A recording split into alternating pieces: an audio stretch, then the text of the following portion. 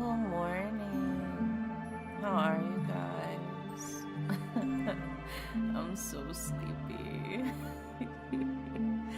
I hope y'all are doing well. Welcome in. Hi, hello, hola, and bonjour. Hi, Jacob. Let's see, you took my first today. First was taken by Jeremy. Oh my god, Jeremy's on a streak right now. Look at you.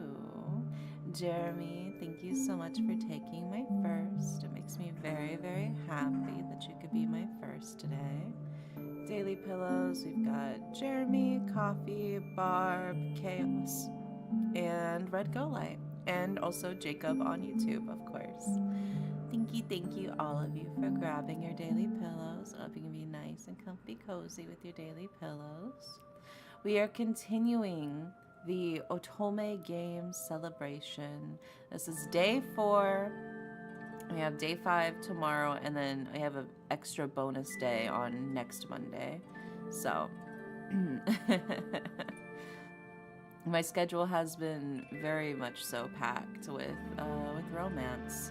This one is a little different. This one's more plot heavy rather than romance heavy, but it definitely does still have romance in it.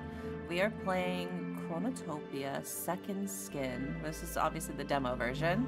The full game isn't out yet, but it's like a tale of Donkeyskin, which is like a darker Cinderella story type thing. So I'm excited. I'm excited for this. This apparently also has like time travel in it and shit. So I'm a sucker for time travel. So let's go ahead and get started. Yeah, welcome in, welcome in.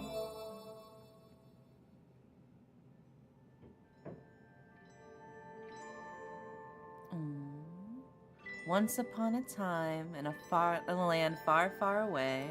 It's like the opening of Shrek. Descendants of a great family from Mauritania who had settled in Europe, the princess was as wise as she was beautiful. With her thirst for justice and strong personality, she was soon handed the reins of the country. Her wealth came from a magical donkey she had inherited from her ancestors.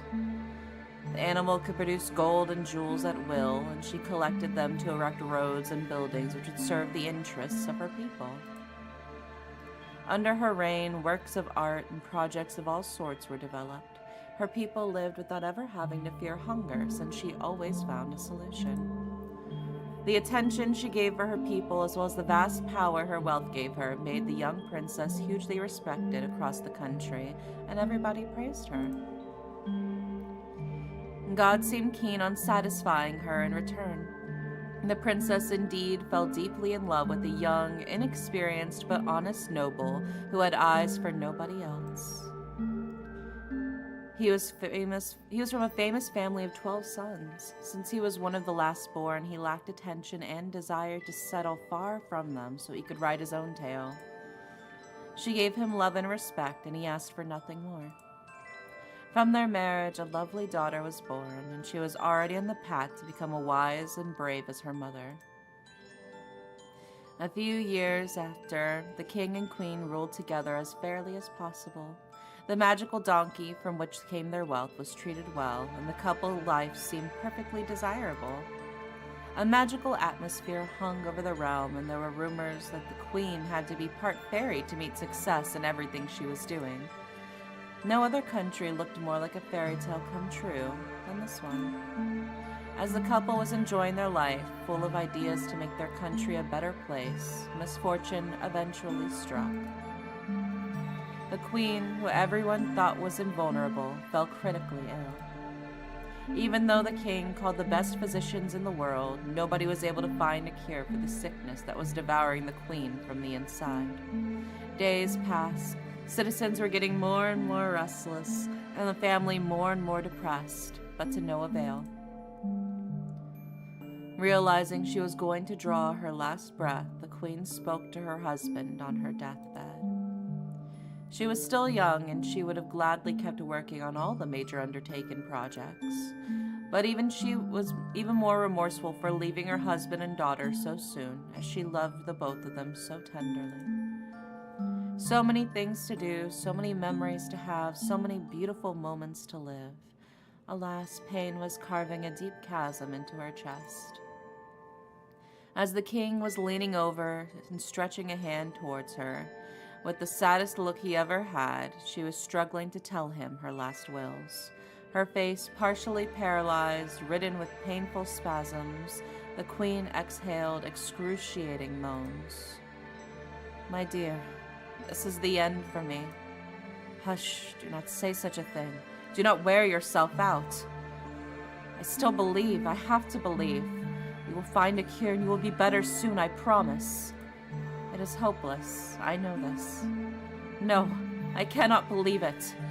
Before I depart, I would like for you to do something for me. I love you, you know it, and I love the young princess too. I cannot stand imagining you cry over my death for too long. I want you to be happy above all else." "What are you trying to imply, my dear?" "I know how you are. You will not accept my death. You have always searched for my eyes and for my attention. I already know all too well how sad you will be. But you will not be able to mourn my death until the end of time. I would rather follow you into death than live without you, my lady." "How silly of you. The kingdom needs you. Our daughter needs you. Do not leave them behind, even for my sake. But sooner or later, you will have to overcome my death. I want you to live, my beloved. I want you to live life for me. I will never stop thinking about you. In that case, please allow me to request something. I insist that you remarry. Find someone who will make you happy again. Someone who can take my place in the eyes of the people, of our daughter, the princess. I cannot do this. No one will ever replace you in my heart. I know it is painful. It is painful for me as well. Deep down, I feel so angry imagining you in the arms of someone else. But I am not selfish. I want you to be happy above everything else. If I am not here anymore, I at least want a woman as wise as me to know how to heal your heart. That is my last wish.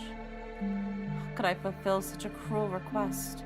You're the one my heart craves, the only one. The queen laughed sadly. Fever and pain were gnawing at her. Soon it became near impossible for her to talk. Her eyes were getting more and more obfuscated, to the point that she was unable to make out her husband's grieving face as he cried beside her. Stretching a hand towards him, towards the light, she tried rubbing his cheek one last time. Regretfully, she could not help shedding a silent tear. The aching was becoming so intense she was gradually losing her touch with reality. My fate is a cruel one. I only want to live by your side, to bask in your innocent smile for all of eternity. Yet I have to go. That is God's will. I do not want to, of course I do not. It's too soon, there are still so many things I have to do here. It is too late, however. I cannot do anything but face it. The mere idea of being replaced is harrowing. To imagine someone else living in my quarters, ordering my retainers, settling in my home. To think about someone else in your arms, embracing you, kissing you, giving you new airs. To think about someone else gaining the affection of my daughter, attending her wedding, raising and supporting her. It is making me die inside. Jealousy is eating what remains of me. I would rather still be here. I would rather have lived those beautiful days forever. But it is impossible. So even if it pains me, even if the thought is unbearable, you must find happiness. You must forget me. And that is so painful to me. You probably thought I would face death with dignity, that I would be stoic and calm.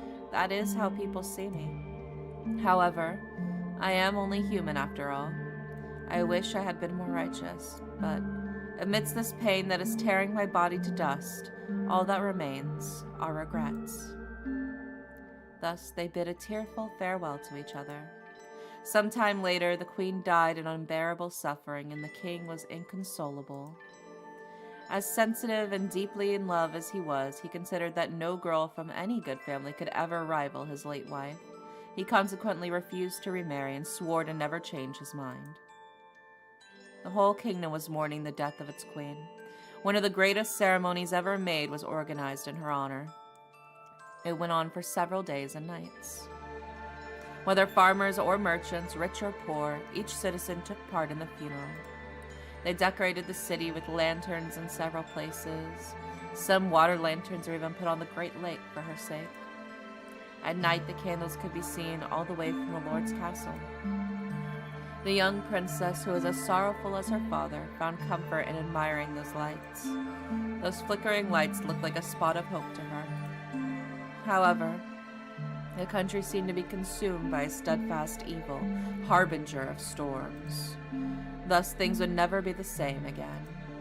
As the years passed by, the kingdom slowly declined.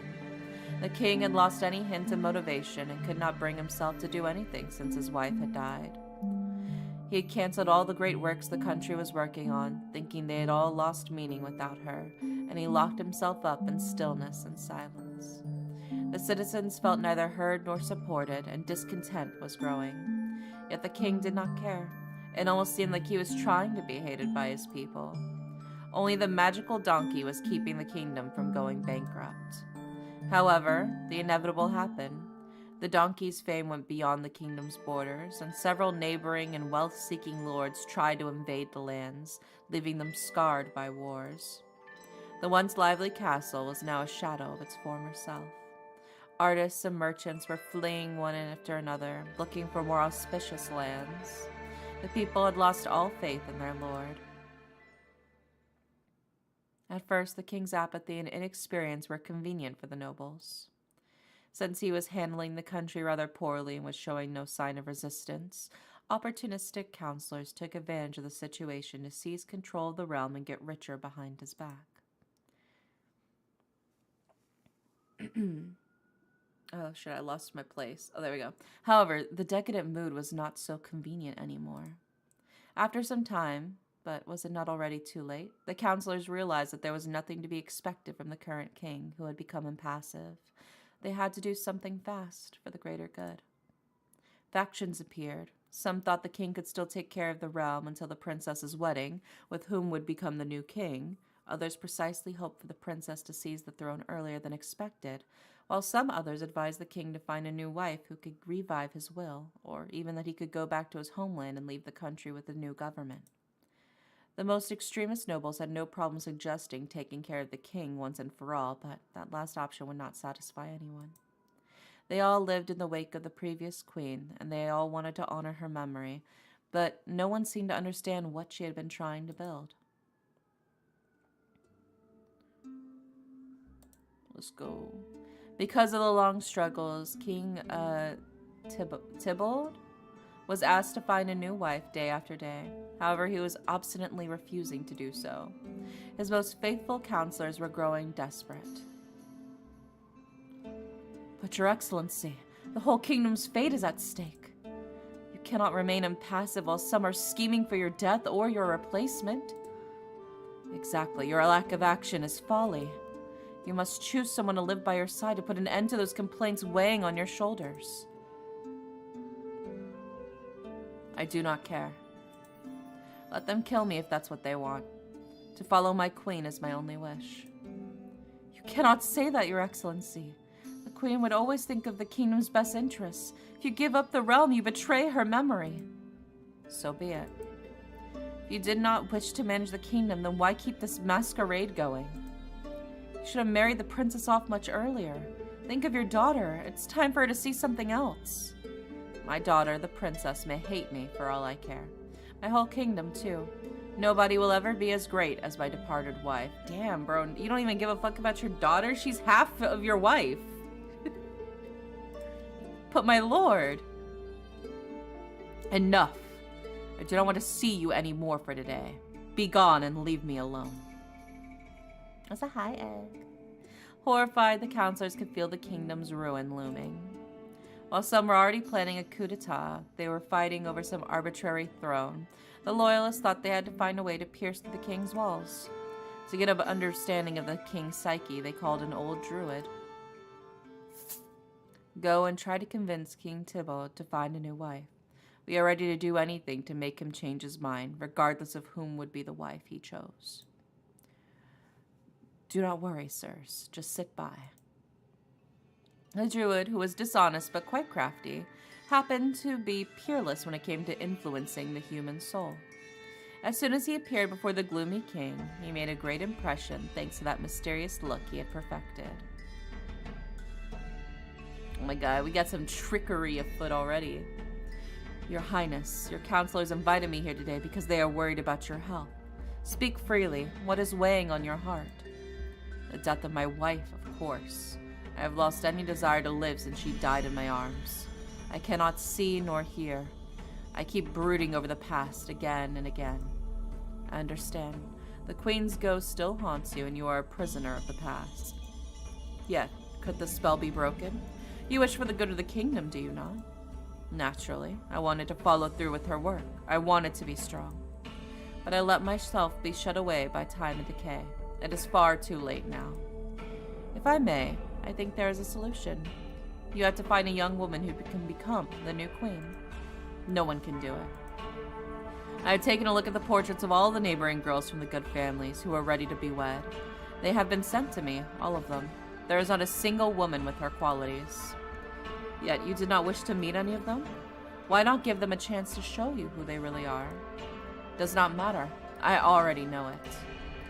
Could it be that you are taking the Queen's last wish to heart, and you are only ready to wed a far more beautiful woman than she ever was? Hi, darling. Beauty is indeed enjoyable, but I do not really care about it. I only ask her to be wise and smart and righteous. Are you looking for someone who shares her traits? The king stood still. Given the awkward silence, the druid knew he was right. The king did not want just any princess in the area. He wanted someone who looked like his departed wife as much as possible. And if there were a Moorish princess, would you consider marrying her? Maybe.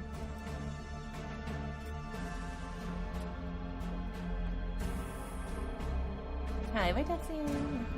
Then, Your Highness, I know only of one such person, one righteous and wise princess who looks exactly like our departed queen. She lives near you at the moment. And who might she be? I have a portrait of her with me. I think it is only one that you did not glance at. Really? Why would my counselors hide this mysterious princess from me? See for yourself. The ambitious druid handed the portrait to the aging king. He grabbed it and paced up and down across the room in revealing silence. She's magnificent. This face, this skin, this expression, she's lovely. And you're telling me that she is wise and righteous? Absolutely, Your Highness. She has received the best education. I recognize those eyes. I could swear I'm looking at my wife. How is this possible? Who is this foreign girl? She is Princess Kionna, your daughter, Your Majesty. My daughter? The king was shocked for a split second. Depression had taken hold of him to the point of cutting him off from reality. To be honest, he had refused to see his daughter since the queen's funeral, because her mere presence reminded him of those beautiful days, forever lost. He did not even know what she looked like or what kind of woman she had become. He suddenly felt shameful. He's like, oh fuck, what have I done? You making a fool of me, druid? Are you telling me to marry my own daughter? Admittedly, it must sound rather extreme, but if you think about it, Your Highness, is there someone else who could look more like your departed wife than her? Is it not troubling? I would even say it is a gift from God. A divine gift, you say? Brother, no! No! Princess Kionna looks too much like her departed mother for it to be a mere coincidence. This is God's will. Brother, I look just like my mom. What the fuck you saying? The queen's soul did not go to heaven. It settled in that younger, tailor-made body. Oh my god. She's simply waiting for you to find her, my lord. Do not miss the second chance. Bro is crafty as hell. Jesus. I'm from the future and that's normal there. I'm arresting you, bro. Locking your ass up.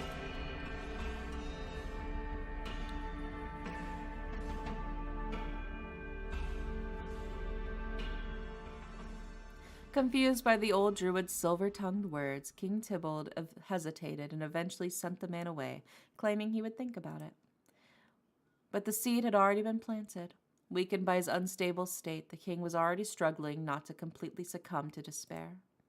The flickering hope of the swindling druid had brought him was enough to make the king fall into darkness.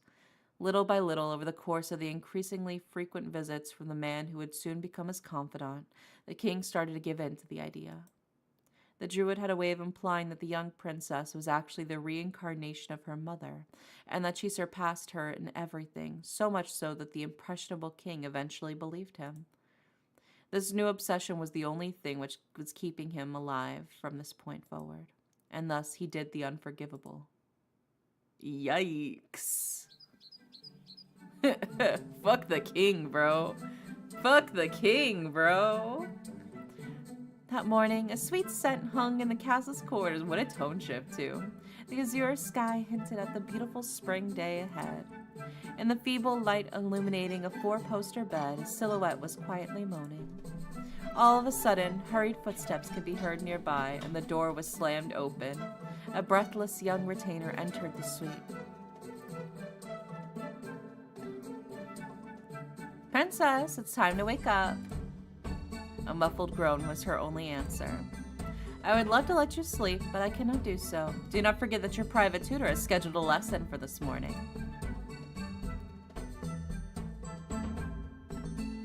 The figure moves laboriously. Is that you, Nahima? Who else, princess? I am the one waking you every morning. Now please make haste and get out of bed if we need to perform your toilet. The young woman stood up without a word and let her lady-in-waiting guide her. Through precise and vigorous gestures, she made her take her bath and took care of dressing her.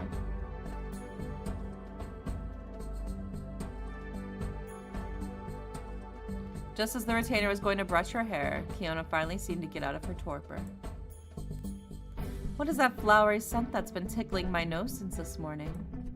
It must be verbenas, princess. It is the season after all. Verbenas are quite exquisite flowers, do you not think? All of those colors? Maybe. I see that you are not fully awake yet. Did you happen to spend a rough night? Yeah, good night, Barb. Sweet dream. I do not know. All that I remember is that I dreamt for quite a long time. And what did you dream about, princess? Oh, that I was with you, that I was queen, or that I was alone?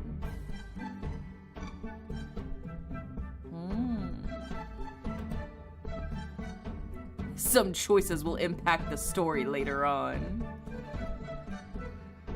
I was with you. We were both in a vast flower field on a sunny day. I think that you were weaving a crown while claiming me your queen. It almost sounds romantic. Oh my god, and her lady-in-waiting? Romantic? I do not know. However, I clearly remember that I was feeling incredibly serene. Do you think that it is a good omen? Assuredly. In any case, that is all I wish you. Your dream was surely very pleasant, princess, but you should not fall asleep again. Do not forget that your lesson is supposed to start soon. Do not worry about me, Nahima. I am quite positive the poor sod will be late again anyway. Princess, you should not speak ill of your tutor. He is an excellent teacher. What has he planned for today? I do not know. We have completely given up on arithmetic over the past couple of days, and we are now focusing on practicing singing and playing the harp. You are only studying music? Why this sudden change? It is a request from my father, or so it seems. I do not know why. I have not seen him in years. I thought he had no more interest in me. Uh-oh, he has maybe a little too much interest in you right now, and be so real. I am sure the king is simply a bit shy. Though he can get on his high horse, he may not even dare be near you after your mother's death. I think he resents me. Why would that be? One way or another, he must be ashamed of me. He surely found a mistress after all this time, and sooner or later he will tell me that he wants to repudiate me. That would not be correct of him. In that case, why has he not tried to marry me off? Well, You see, Kionna, it's complicated. Basically, he got tricked by a druid into thinking that you're a reincarnation of your mother rather than your own person, and now he wants to marry you?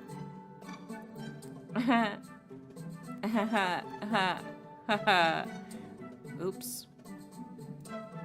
I'm 17 years old now. Is that not unusual? I do like the freedom, but I cannot shake the feeling that it's a bad omen. After all, the young girls from good families are wed between 12 and 14 years old. I'm getting old, and at this rate, nobody will ever want to marry me. I know this is because of the times, and that's so fucking funny to read. Oh my god, all my friends are married at 14. I'm practically an old maid. 17. With a lovely face like yours, perish the thought. You are as beautiful as an angel, princess. And smart at that. No prince should ever refuse your hand. Thank you, Nahima. It is nice of you to comfort me. You know I mean it. Look at that beautiful hair. I could brush it for hours without getting bored. Kionna gave a faint but tender smile. Nahima had been her lady-in-waiting, her personal assistant and her confidant for many, many years. As far as she could remember, they had been inseparable. Older by only 2 years, Nahima happened to share the heiress's Mauritanian origins. However, unlike Kionna's family, which had always consisted of famous nobles, Nahima's humbler family had settled in the region as retainers. The late queen herself had trusted the young Mauritanian servant, and that was how she had become the princess's lady-in-waiting, despite her humble origins. She was now greatly enjoying taking care of the princess, and the sudden death of the queen had only brought them closer. It was, without a doubt, Nahima's optimism and kindness that were allowing Kionna to live a comfortable life despite the grim state of the country. Between the lessons intended to hone her knowledge and the time spent with her retainer, the heiress was not lacking in anything. Yet she was feeling deeply bored, and to her dismay, no party could ever awaken the sleeping castle. If things keep going on like this, I'm going to die of old age within these walls, she thought, a bit melancholic. No one will ever look for me, no one will ever come to save me, and I will end up alone in this depressing place. She did not want to show Nahima her anguish, so she tried her best to smile. With the brushing done, the two girls left the room to attend to their occupations.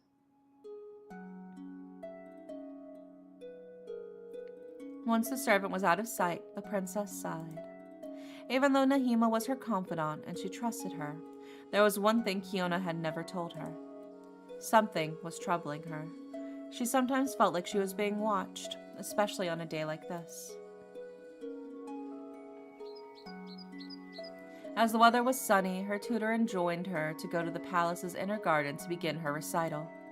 As she had foreseen, the princess felt someone insistently looking at her as she was singing, a gaze that was coming from the king's cabinet.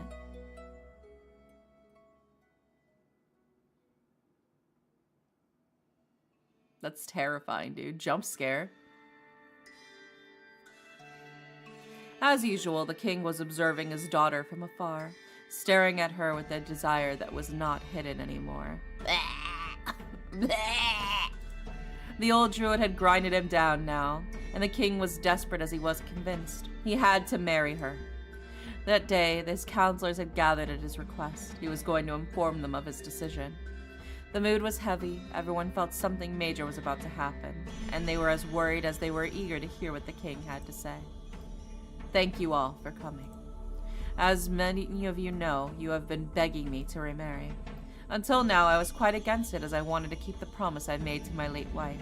However, I have finally found someone worthy of replacing her and sitting beside me on the throne. A round of applause filled the room. The counselor seemed both incredulous and ecstatic. Thank you for making that decision, Your Highness. You may have thought of us as insensitive, but we were only doing it for your sake and the kingdom's.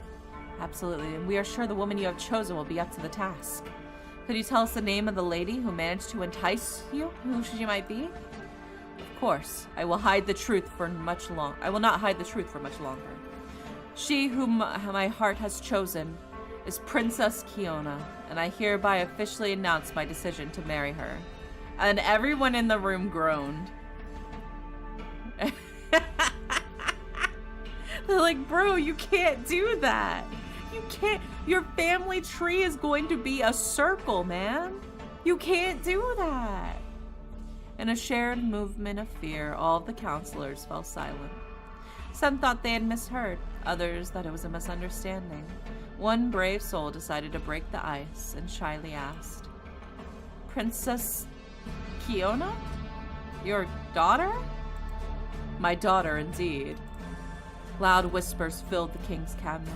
A mixture of horror and bewilderment could be seen on the faces of the nobles. So hi, Shorts, welcome in. Time seemed to have stopped, and the cheerings had been replaced with contempt and cold glares. Damn, they're like, bro, you cannot do that. Another counselor dared to speak. But your highness, with all due respect, you cannot marry your own daughter. The church says, did I not swear a few seconds ago to accept my choice, whatever it may be? Are you not satisfied? I'm finally fulfilling your wish, and this is still not enough? You rascals, be gone and know that I will not change my mind. I will propose to Kionna this very day. Yuck. Thus the counselors were chased from the king's cabinet like criminals. Gathered in the corridor, they soon began arguing aloud, exposed to all the retainers who were passing by. Bro is shaking like a chihuahua. The king has gone crazy. I warned you we should have gotten rid of him. You fool, this is your fault. The druid you paid so generously is a sham. He put some devilish thoughts into his head. Look at the results. It's just a sleight of hand. By marrying the princess, he's trying to keep the kingdom under his yoke. Once the wedding is consummated, we will not be able to exile him anymore, nor will we be able to ally with Kionna to take power back. We are at his mercy. Is it still possible to appoint an assassin? And enough. It's because of you extremists that we are in this bind. Really? If you schemers had managed to come up with an agreement, then maybe we would not be here. Us? Are you not the ones that let that druid do as he pleased? Let us face the facts. You loyalists are the ones at fault. The girls are fighting. They soon came to blows, and the news quickly spread in the whole castle like wildfire. Damn, bro, that's crazy. As she was coming back from her tutor, Princess Kionna took the opportunity to wander in the near-empty palace, still in a melancholic mood. Once again, she had felt her father observing her, whether it be singing in the garden or later that day during other lessons. He had never stopped staring at her. She had noticed his behavior for quite some time, and she could not help but feel a deep unease. Was he, the man she had not seen for so many years, interested in her again? Yes, but not in the way you want. Was it an awkward way for him to make amends, as Nahima said? No. Or was it for a far darker reason? Kionna had a bad feeling about this. Some other day, she would have dismissed those thoughts, but today was special. All day long, she had been under the impression that the servants were whispering things in her path. Something weird was definitely going on. With a knot in her stomach, she shook her head nervously.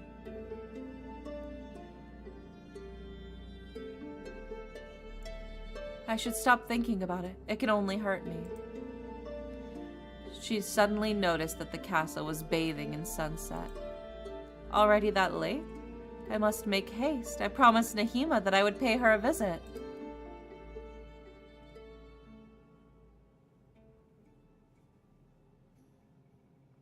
As the princess was walking towards the castle's kitchen, where most of the retainers were at the time of the day, she felt a presence behind her back. Reflexively, she turned back and caught a glimpse of the man standing before her. Her heart skipped a beat like it had never before due to the surprise. Astounded, she tried to fan herself to get rid of the warmth that was spreading through her whole body. She needed a few seconds to recognize this sullen man, but any possible doubt had vanished. It was the king. Begone! Begone, freak! Father, I have not seen you in many years. Are you surprised, my dear? Don't call her that if you're trying to date her. It's even worse.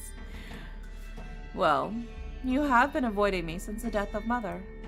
I regret that very much. Have I made you suffer? Yes, Father, I just wanted to speak with you again, if possible. All these years, I was only inhabited by loneliness and bitterness. I did not want you to see me like this. But today, I have decided this cannot continue. I am glad to hear that, Father. Still petrified because of how surreal the scene was, Kionna politely answered while taking a closer look at the old man's faded and worn-out face. Had he always looked that tired? That aloof? She could not remember. The unexpected presence of the king could have been a great moment of happiness for the young woman, but in the shadows of the looming night, she could glimpse a red light in his eyes, a crazed and bloodthirsty light. With each word, the king was getting closer, looking more and more threatening, like a raven spreading out its wings. The unease did not leave Kionna's fluttering heart. Is this why you've come to see me, Father? As a token of reconciliation? Better than that. You want to be by my side, do you not? I know of a way to bring us closer, but this hope rests on you. Do you love me? I love you like a daughter must love her father. That is not what I want to hear. I love you, my daughter, and I've decided to marry you. Run! Run! Run! Get the fuck out of there! Run! Kionna could feel her blood rushing through her veins. Cold sweat was running down her spine. She did not want to believe it. Get out of there! Book it! My apologies, Father, but the church's teachings do not care about those. Forget them. I love you and I want to make you my spouse. But I cannot. That would be a crime. He cut her pleading short with his voice as sharp as steel. I think you do not understand. You will marry me, whether you want to or not. I have your life in my hands. You have no choice but to obey me. Terrified, Kionna glanced around her, but there was no way to escape. The king's imposing stature was blocking the corridor. Yet an overwhelming urge to run away was tormenting her from the inside. She had to find a way. She tried to negotiate. Please, at least give me some time to think about it. The old king scowled at her, displeased. You have 1 hour, no more, no less. I will be in your bedchamber. Finish thinking about my proposal by then. Run! You got 1 hour to run! That's a 1 hour head start! 1 hour head start, baby! Come on, start booking it! He then turned around and walked away, his cloak floating through the wind, leaving the princess lost and shocked. As he was vanishing from her field of vision, turned red by dusk, she let herself fall onto the ground. This is not what I wanted. We gotta beat this guy up. We gotta beat this guy up. This is his fault. Leaving the princess to her sorrow, the old king went back to the druid who had advised him so well. Druid, my confidant, speak frankly.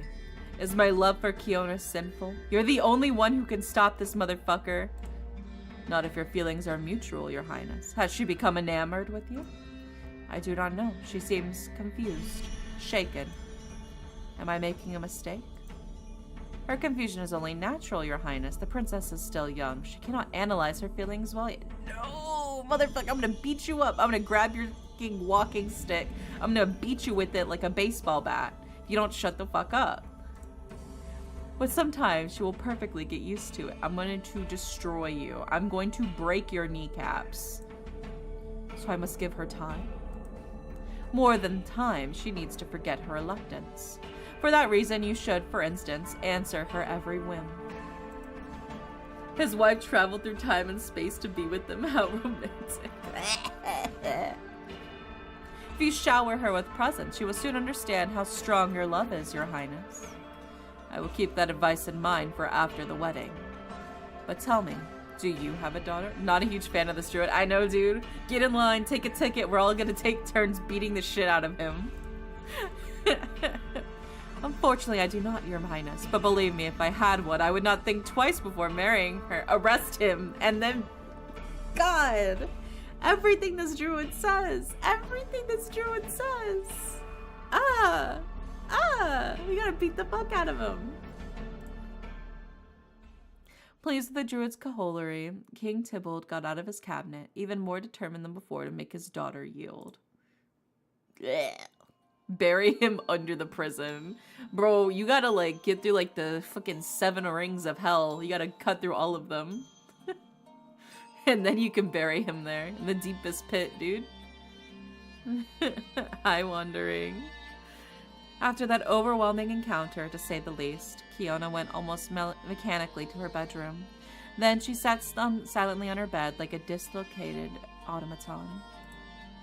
Oh my god, 55 stream streak, let's fucking go! She found a bit of comfort in her misfortune. She now understood why the king seemed so weirdly reticent to marry her off. He wanted her for himself. But it was not morally acceptable. After all, he was a man who had conceived her, and the principles she had been taught were quite clear about this. Had he gone crazy? Was he trying to damn her to hell? A rush of disgust violently seized her throat. No, this was not right. Deep in morbid thought, the princess hardly noticed the hurried sounds of footsteps coming closer. The grating noise of the door made her jolt. Was he already? Fortunately, it was just Nahima, who seemed as scared as her. Oh, princess, I just heard the news from the mouth of another servant. I came here as fast as I could. Thank you, Nahima, but your effort was in vain. My father told me I had no choice and that he would marry me whether I wanted or not. The hour for thought I requested is almost over. There is nothing we can do. Do not say that, princess. There is still some hope. He will be here in a matter of minutes. I will never be able to find a solution in such a short amount of time. Time is what we need. Like my mother always said, it's not good to think in haste. You had to find a way to buy time to get yourself off the hook. How can I buy time without upsetting him? He seemed as hurried as he is irritated. If I were to ask him for another delay, he would certainly refuse. That is why you have to be sly. Rather than directly asking for more time, pretend that you demand a gift from him as a token of goodwill. A gift, that is to say. As for something so rare and complex, it will be almost impossible for him to obtain it. Thus, even if he manages to give it to you, you will have bought quite some time nonetheless. And if he does not keep his commitment, then that's even better. That's a good idea. However, I had to find something to ask him without sounding suspicious. If I were to request some Far Eastern china from him, he could argue that this is not necessary or promise to buy it some after our wedding. You're right. Nahina rubbed her chin with a pensive look. Time. I need time. All of a sudden, she clapped her hands. I know, princess. Demand that he gives you a dress the color of time. It is common for a future bride to want new clothes to appear a proper lady in the arms of her spouse. He will not be able to refuse. And since time has no color, no tailor, even a fairy of one, even a fairy one will ever manage to craft such a dress. Okay, sorry. I had to reread this line. This line was a little complicated. Okay. And since time has no color, no tailor, even a fairy one will ever manage to craft such a dress. Okay, so since time has no color, space, no tailor, even a fairy one, which is the Oxford comma, will ever manage to craft such a dress. Like that sentence was a little tricky. I feel like that sentence could have been rewritten. That one's a little complicated. Nahima, you're a genius. Oh my god, under the influence of relief, Kionna flew into her retainer's arms, who consequently went red as a beetroot. Princess, please, this was nothing. The two girls were so happy they failed to notice the sound of footsteps in the corridor at the time. Someone knocked at the door. This time, there was no place for doubt. It was the king. My daughter, are you here? Quick, Nahima, hide under the bed. We cannot let him know that you are here. No sooner said than done, Nahina slipped under the wooden frame.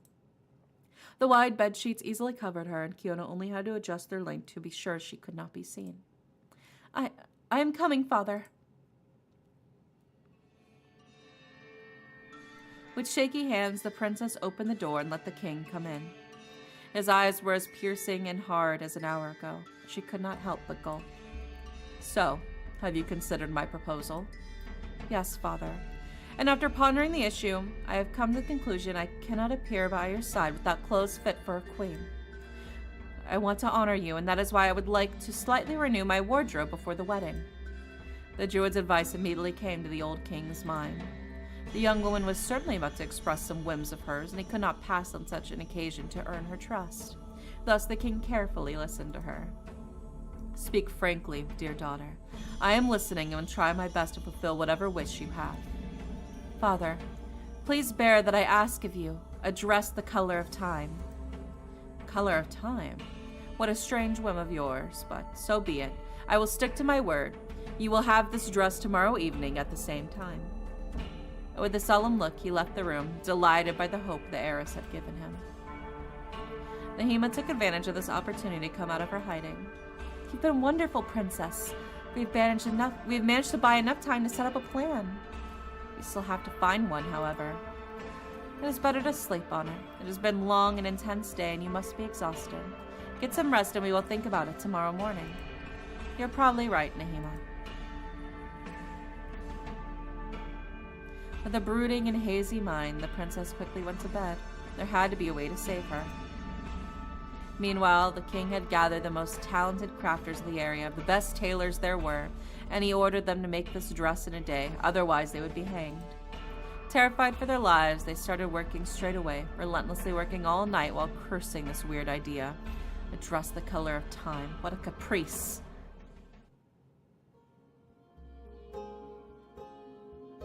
On the dawn of the second day, the princess woke up earlier than usual.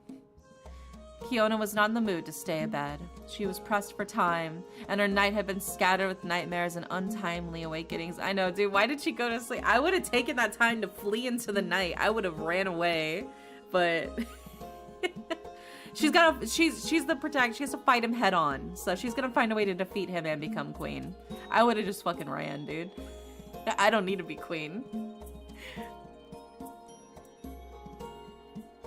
The verbena scent was getting overwhelming, almost sickening. All she wanted was for someone to help her get rid of this unbelievable situation. Still in her dressing gown, she sat on the edge of the bed and stroked her hair, waiting for her retainer who was in charge of her toilet. After a long minute, the door eventually opened. Good morning, princess. Oh, are you awake already? Bro, this kingdom ain't worth it. Oh my god. I did not sleep very well. I had a horrible night, Nahima. I could not get any rest. What is going to happen to me? I'm sorry to hear that, princess. I understand you are troubled by your father's proposal, but we have to keep calm to find a plan of action. Know that you are not alone. I am with you, and I am not going to let you down. Let's just run away together, Nahima. Let's just run away together. And we'll go to the flower field, and we'll live happily ever after away from this kingdom. You are probably right, as usual. Thank you, Nahima. I really do not know what I would do without you. The young servant squirmed with an embarrassed look.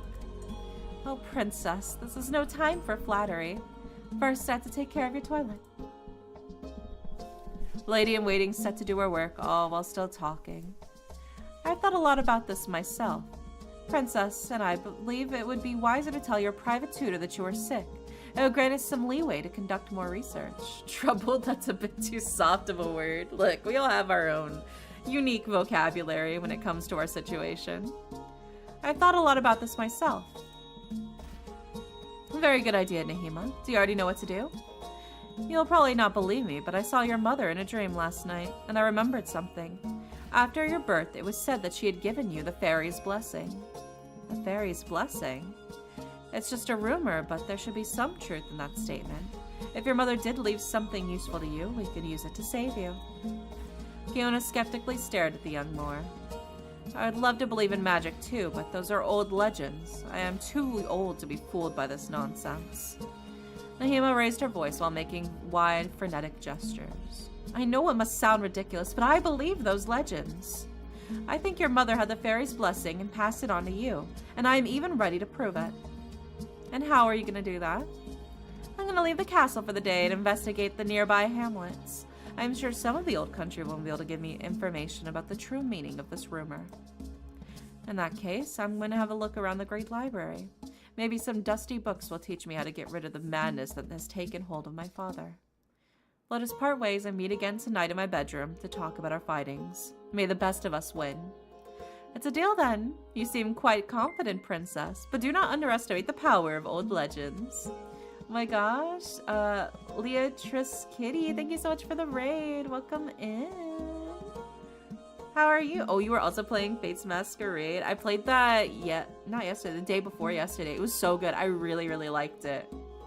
We are playing, because we're also still playing for the Otome game celebration right now. We are playing Chronotopia, which is like a dark Cinderella retelling. Very dark, very dark. She's trying to avoid the incest ending. Very desperately trying to avoid the ending, so...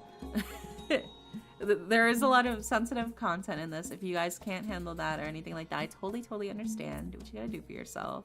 Yeah, we're still enjoying the rest of this. I'm shipping these two so hard. I love these two together. I think the princess and her loyal lady in waiting is fantastic. It's been my favorite so far. I've streamed Your Crown is Mine and Saint is the Golden Bow previously for the other celebration. Yes, I played Your Crown is Mine too. So good. I really enjoyed it. Now that the full version's out, I gotta play the full version now. But yeah, for this time I played, let's see, I played Bloom, which is a really cute one. If you haven't played Bloom, I highly recommend that one. Which is like a fairy cafe. And then I played Fate's Masquerade. Then I played Sweet Valentine Chocolatier, which is also a really cute one. And now we're playing this one. And then tomorrow I'm playing Scarlet Hunt, which is like a vampire, like, death game one. I suck at stat building, but it was fun. See, I played a lot of stat builders. Like I played Volcano Princess, and I played Uma Musume. So I didn't have too much trouble with stat builders. I'm playing Bloom Saturday. Oh, you're gonna love it. You're gonna love it, dude. It was so good. I really enjoyed Bloom. It was very cute. All right. Magic does exist, and I will prove it. Once done with the toilet, Nahima parted for the princess and quickly set off, convinced she had found the best lead. Left to her own devices, the heiress sighed and went towards the building, towards the library, dawdling on the way. Laziness was taking hold of her with each step, and everything seemed pointless. Her heart was looking for an escape, but her brain was telling her again and again there was no miracle she could hope for. The only thing she could do in the meantime was to pray. Oh my god, hi, Seth.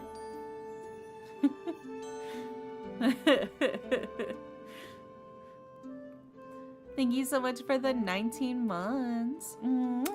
Andy lost his tarot cards. No, I got my tarot cards. It's just this is the Otome game celebration. So it's all Otome all day, every day, baby. The dust that welcomed her as she entered the dark room only increased her distress. Carrying a candle, she inspected the shelves, hoping for a ray of hope. Most of the books the king owned were written transpositions of epic poems, lyrics, lay, or chivalric romances. The few treatises on the sciences were all gathered in a small corner. Liber Simplicis Medicinae, the Abscess Hildegard of Bingen, translated from German. This may be what I need. She sat down at a table and glanced over the book. Descriptions of plants of medicinal value were passing under her eyes, but nothing of value to her. What was I thinking? No book can get me out of this mess other than black magic or alchemy books. Am I really this desperate? Kionna closed the treaty of medicine with a bitter pout. If truth be told, she had suspected her approach would be unsuccessful, but she had hoped this false sense of action would be enough to regain her courage. What would I need to bring my father to his senses? And there is no plant that can help me change his mind.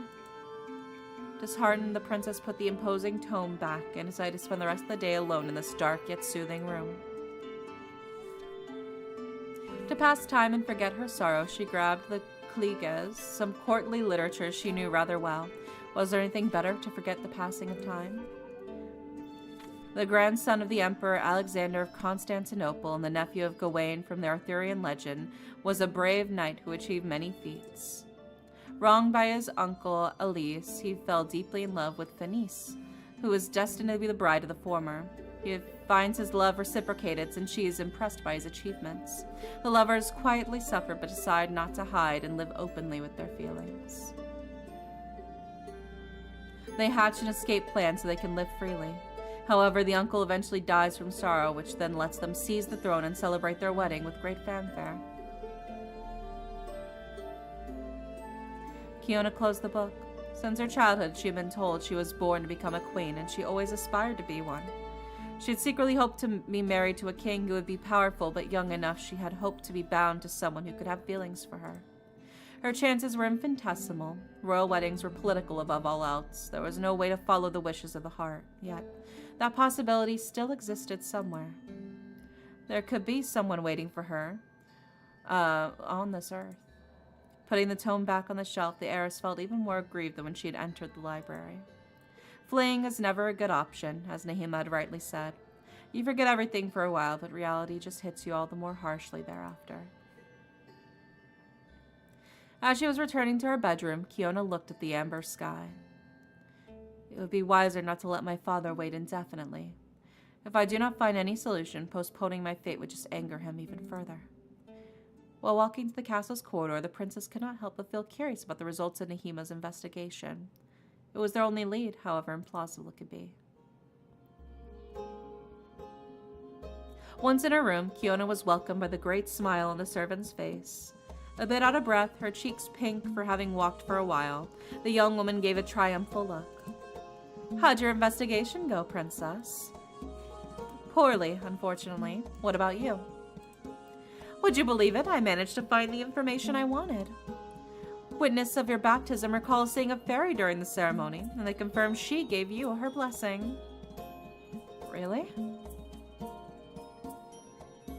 Kionna was startled. She'd never been superstitious, but like all good believers, she knew higher beings could sometimes play with humans' fates. Could it be that the fairies were real after all? I swear on my life, during the great celebration that was given in your honor, all the farmers, crafters, and merchants nearby were invited. Some were given the right to get significantly close so they could see the fairy for themselves. I asked several people, so there's no doubt about it. And what do you know of this blessing? How can I use it? If I get what the grandmother told me right, the blessing allows you to invoke the fairy to your aid. This is exactly what I need, Nahima. It is wonderful. You did it. Not quite, princess. I do not know how you can call your fairy godmother. I do not even know her name. That is unfortunate. If I have no way to contact her, then we are back to our starting point. Not quite. Now that we know that, we just have to investigate a little bit further. The oldest retainers in the castle, those who knew your mother fairly well, might know how she managed to talk to that fairy. We just need a bit more time. More time. The sound of someone pounding on the door cut them short and made them jolt. When she opened the door, Kionna discovered a handful of crafters who had come to bring the dress the color of time the king had requested. She was told to wear it and to go to the royal cabinet where she was expected. With an aching heart, the young woman complied.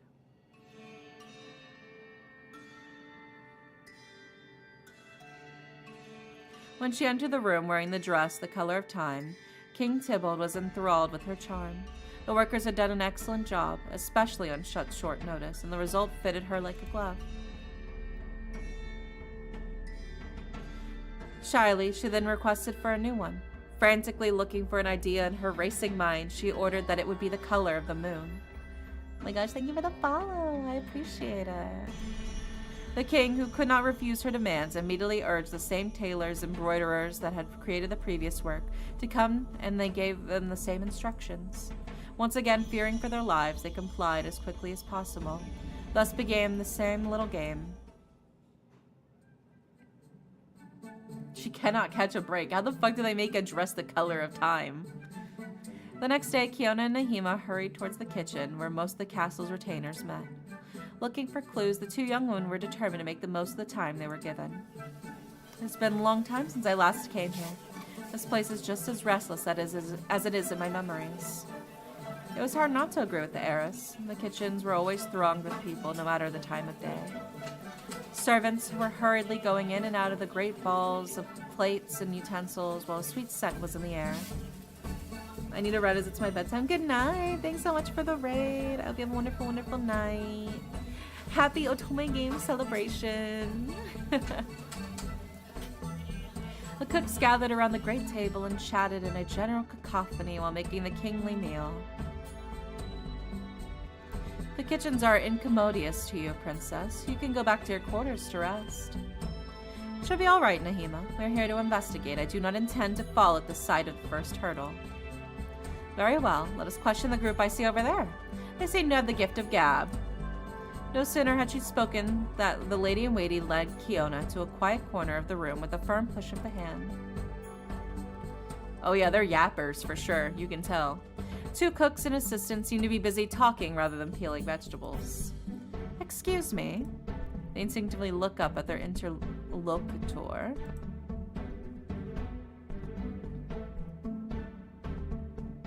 Their expressions completely change upon noticing the princess. They all jumped in unison. One of the cooks, bolder than her colleagues, moved forward to greet her. Your Majesty, it is an honor to see you among us today. May I help you with anything? Would you like to know what we are cooking for tonight's meal? Unless you are here to learn the details about the preparations for your wedding ceremony? Well, actually, The other cook cleared her throat and elbowed her neighbor. Definitely a wondrous event, right, Adelphi? He answered her with the same awkward tone. Absolutely, Melisande. We are all so proud of our princess. The retainers were so profusely complimenting her out of courtesy that the princess could not speak as she wanted. She still made a second attempt. To return to the reason of my presence, you would like me to guide you through the kitchen so you can admire our work? Girl, quit interrupting me. So hi, Fi. Welcome in. Also, thank you, Captain and Karis, for grabbing your daily hello. Nahima came closer to Kionna and discreetly whispered to her. Princess, I'm afraid the retainers will refuse to speak in your presence. They're too scared of displeasing you. I suggest you play along and follow Eleanor while pretending to inspect the kitchens. Meanwhile, I'll question Adelphi and Melisande, who seem more flippant. I trust you. I suppose we cannot help it. I will content myself with being the diversion. Be my eyes and ears, Nahima. I am counting on you. Thank you, Princess. I will be worthy of your trust. Have no fear. The heiress used a slightly more commanding tone. Very well. Let us go, Eleanor. Show me what you are doing. Right away, Your Majesty. The serious servant took her role to heart and dragged Kionna a bit further away to the two other retainers' relief. Thought my heart was gonna burst. Tell me about it. Coming here unannounced should not be allowed. They turned to Nahima with a derisive look. So, what about following Her Majesty all the time? Not too hard? One wrong word and it's the dungeon for you. I would not feel at ease if I were you. You'll get used to it. Tell me, you seem to know quite a lot, and as it happens, I need some information. A jeering rictus crosses Adelphi's face. Tell us, we'll see what we can do for you. Have you heard this rumor saying that a fairy's been invited to the princess's baptism? The two servants threw knowing looks at each other while giggling. For sure, for sure. Melisande added very seriously. We even saw the fairy. Is it true? Could you tell me how to make her appear? I too would like to meet her. We cannot tell you that. Why? Information such as this needs to be handled very carefully. We have to make sure you are sincere. By doing us a favor first, for instance. I have lost my purse. If you bring it back to me, I will tell you what I know. And how am I supposed to find it? I've left it in the library, on one of the desks. May I know what its contents are so I can be sure it's yours? No way! This is a private matter. Retrieve it or I will not tell you anything. Adelphi and Melisande refused to say more, but leaving Nahima only with one possibility, bringing the precious item back. Well, if that is so... Ooh, we got a little investigation going. The retainers are working on a wooden table covered with victuals, each one more mouth-watering than the last. Damn, we got a point-and-click adventure happening over here.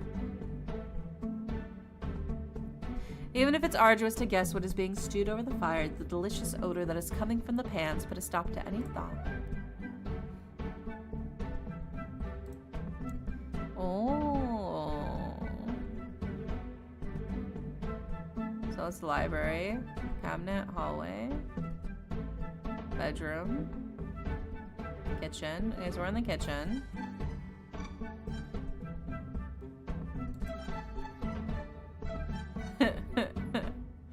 The pointer finger is so funny. I'll wait on that first.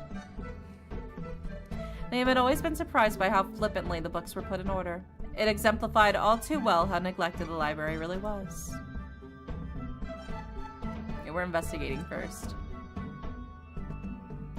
As she was glancing at the well-stocked bookcase, the retainer could not help wondering if any of those books were useful to someone.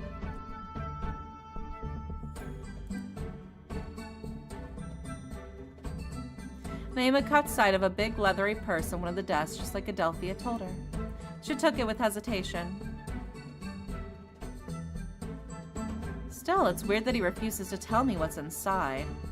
And what would he do in a library since he does not know how to read? Only lettered people come here. Lost in thought, she did not hear the silhouette creeping up behind her. May I know what you are doing with my purse? Uh-oh. Surprised, Naima jolted and turned back towards her interlocutor. It was a young cleric she had never seen before. You really cannot take it. I need its contents. How can I know it's yours? Open it. I have nothing to hide. There is a reed pen and clay tablet inside. This is the latest register about the distribution of the king's salt. I was looking for my equipment so that I could transcribe it onto the general register in paper format. Glancing inside the purse, Naima had to admit the young copyist was right. I am so sorry. 2 kitchen servants told me they lost their purse in here and I had to retrieve it for them. Ah, Adelphi and Melisande, I bet. It is nothing. He sat in front of a desk, shrugging with an apathetic look. My name is Constantine. Some of the servants have taken a dislike to me since I came here. They keep playing pranks and making fun of me. I am used to it now. The lady-in-waiting could not help but give a faint, sad smile. I shall let them know what I think of such behavior. That is nice of you. Well then, I have to work on my register. Have an excellent day. Constantine seemed to be focused on his work, that he forgot Nahida's presence, and she deduced it would be better to leave him alone.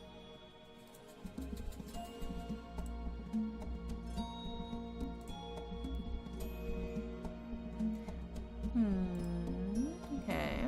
See if there's anything else. Maybe we can find another bag we can give them and they won't even know.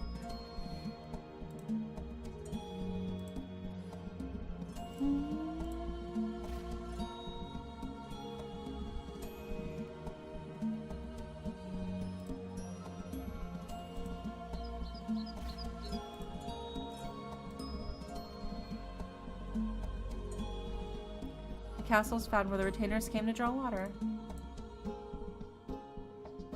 I don't think there is anything else.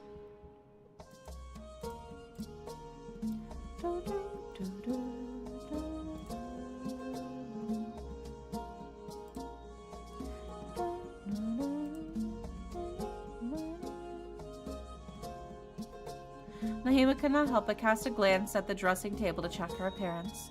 Almost without thinking, she passed a hand through her hair while whispering, "Will you ever notice me?" Oh my god. She's got it down bad for her princess, bro. I'm rooting for you, Naima. You'll win her heart. I believe in you.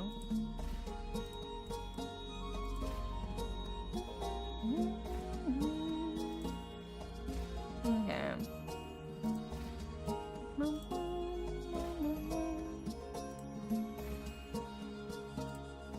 She came back to Adelphi and Melisande, livid. You got me there, you rascals. Are you not ashamed of disturbing Constantine's work? The poor soul never asked for this. The two retainers giggled even more. Oh, it was just a prank. Nothing to get angry over. That's true. Besides, he deserves it with a face like his, being so serious all the time. Stop this mockery at once. Are you going to tell me what you know, yes or no? Their looks become irritated. We know nothing of the princess's baptism. We hadn't even been born at the time. If you really wish to meet the fairy so much, go see Bartholomew, one of the king's advisors. He was there. It's just a prank, bro. Bro, I would beat the shit out of them with a frying pan. Do not test my patience right now. I much prefer that.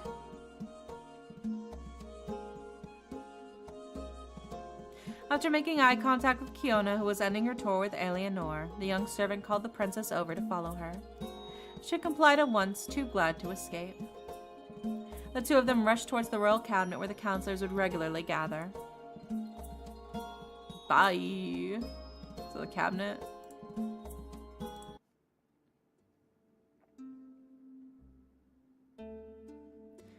Bartholomew? In the flesh. I am surprised to see you here, Princess.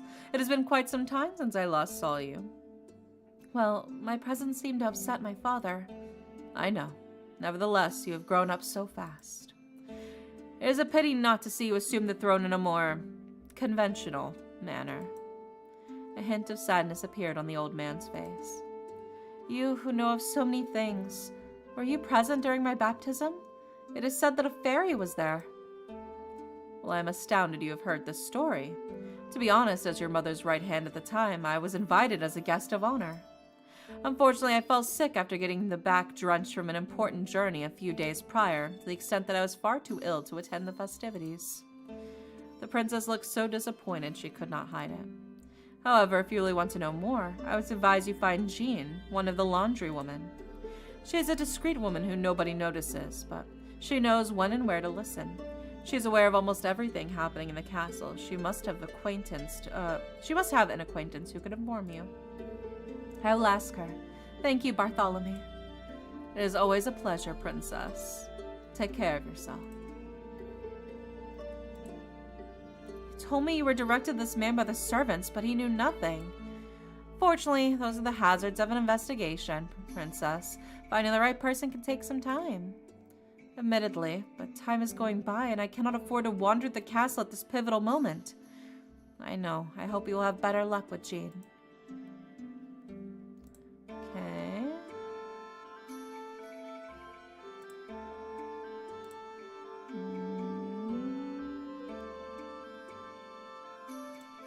Oh, there she is.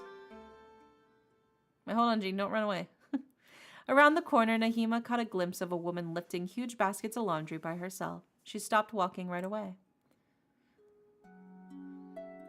Princess, I believe this is her. Stay here for a couple of minutes. I'm going to talk to her. Are you asking me to wait again?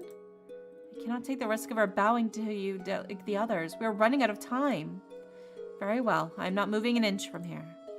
The lady in waiting rushed forward to chase the retainer. Excuse me. Are you Jean? Aye, that's me. I have heard a rumor according to which a fairy was present during the princess's baptism, and I was told you could tell me more about it. Damn, I did hear talk of a fairy story. The one suddenly seemed to change her mind. Not being tricked or something like that, yes? What are you afraid of? She pranced about with an awkward look. The thing is, my colleague Clotilde isn't around today, and I don't know why at all. She must have met a boy and run away with him, but she could come back too. And I hope she'll come back. I'm worried about her. Get straight to the point. Since I don't know if Clotilde's gonna come back or not, I'm replacing her so no one finds out she's vanished, but that's way too much work for me alone.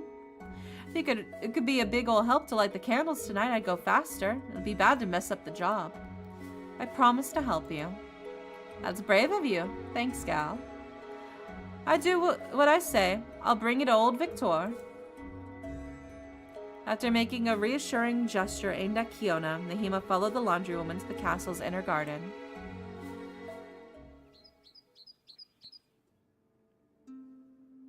In a remote nook, an old woman was spinning a thread with the distaff of her wheel, while humming to herself. Jean briefly introduced Nahima to her friend. So, you want to learn more about the fairy? Exactly. You were here during the baptism, or so I heard. Did you see her? For sure. One cannot forget the face of such a creature. A preternatural presence emanates from fairies. Do you know how the queen managed to summon her, or how to contact her? I would like to meet her. The old woman chuckled. That is rather presumptuous wish, but so be it. I remember it perfectly, since I was in the front seats. The queen had let me sit there as a reward for years of good and faithful service. I saw the fairy hand over a silver whistle to her. She was close enough for me to hear her use the words, "Use this to summon me," she said. Really? Nahima was taken aback. So there was a way to call the fairy. Impatient, she pressed Victor for more information. But do you know what happened to the whistle? I do not know for sure, but I think it was put away with the queen's belongings. Nobody has touched it since her death, so it should still be in the disused wing of the castle, in one of the cabinets. I gather you cannot be more precise than that? Unfortunately, no, young lady. You should already be glad I was able to help you. Nobody here remembers the fairy anymore. Incidentally, tell me if you see her. I'd be curious to know what she's doing nowadays. I will. Alright, now I gotta go to the...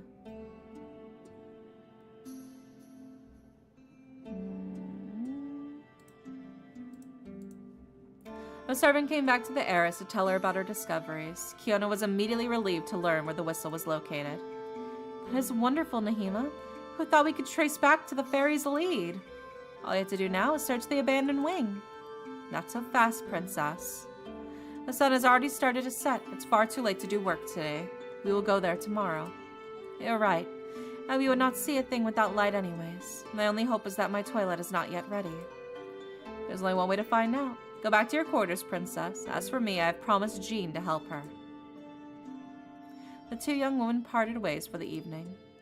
Sadly, the workers were even quicker than the day before, and the dress the color of the moon was brought to her without delay, along with the same order as before. Damn, and that dress is beautiful too. God damn it. Wearing that new toilette, she went to the royal cabinet as distraught as in previous times. The rich dress was as splendid as the knightly celestial bodies, making the princess look even more sublime. God damn it, she's too beautiful. Ugh. Darn. In her confusion, she asked them for a dress as bright as the sun, and the king accepted if she swore she would have enough dresses until the wedding. And so the little game continued. Yeah, the dress is really pretty. When the first rays of the sun hit Kionna's numb eyelids, she already knew that the day would be laborious, but she could not imagine what the next one would look like yet. Oh, the forbidden wing. With one mind, Nahima and Kionna had set off to explore the derelict wing of the castle, where the queen's cabinet still was. The magic whistle would most certainly be in the affairs of the deceased. Just this once, the servant was looking quiet, almost impassive. How shall we proceed, princess? There's a lot of ground to cover, and there are only two of us. Something wrong, Nahima? You seem nervous. Well, the king made it very clear he would not give you any more clothes. Our plan until now is to stall for as much time as possible. I'm afraid we no longer have the room to maneuver. If we do not find that whistle today, we will have failed. But don't worry about me. We will find a solution, right? It does not sound like you to be so pessimistic, Nahima. Lady-in-waiting nervously rubbed her ear, blushing. You're right, princess. It's always my duty to keep your morale up. I cannot lose heart now. Much better. Operation Whistle, begin. Kionna and Nahima entered the first dusty room. A table covered with sumptuous vases and porcelain of China. It is said the deceased queen loved to collect items from all around the world, and that she had planned to build a place where her citizens could admire them. Unfortunately, that project never came to fruition.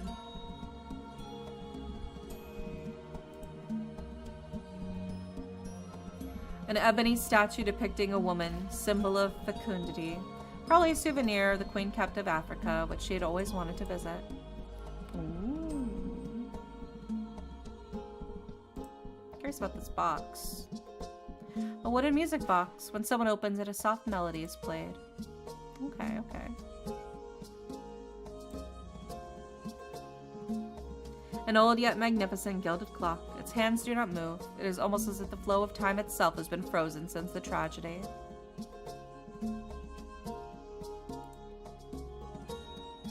Well, thank you for the hydrate. Yes, I will drink some water.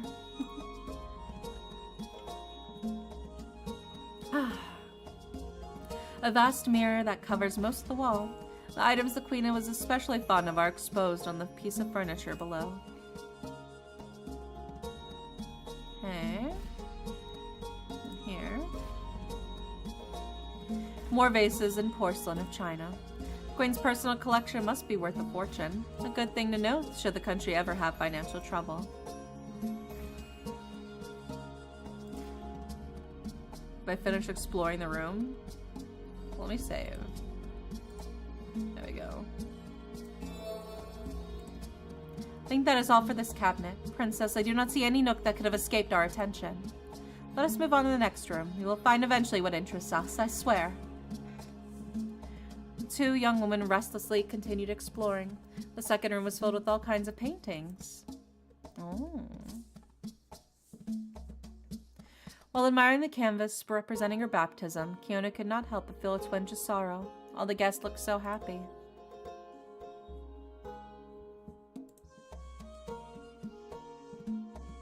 The canvas has been torn down with the blade. It is possible to recreate the picture from its shreds. Do you wish to piece the painting together? Yes. Oh my god, we got a puzzle, baby? Okay. So that's a corner piece. And then that's a corner piece. And then that's a corner piece. And that's a corner piece. I didn't know there was going to be a puzzle in this. That goes there. And then... there. There. Not sure about that one yet. Let's see. There we go. There.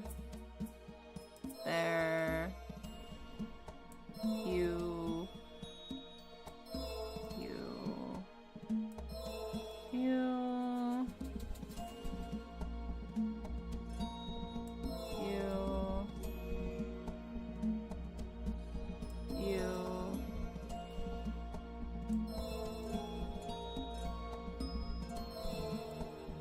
Piecing it together. The puzzle.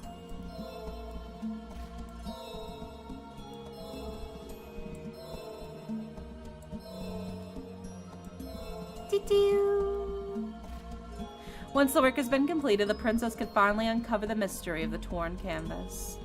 It was a portrait of her late mother. The young woman gasped while staring at the picture. Her mother was indeed her spitting image, and she was so beautiful. Kionna suddenly felt aggrieved. She would have loved to have been able to spend more time with her, to know about her more. A great number of canvases have been stored in this room. It was probably a decision of the king. Unwilling to see the paintings depicting his beloved wife, he asked them to be removed and stored far from his sight.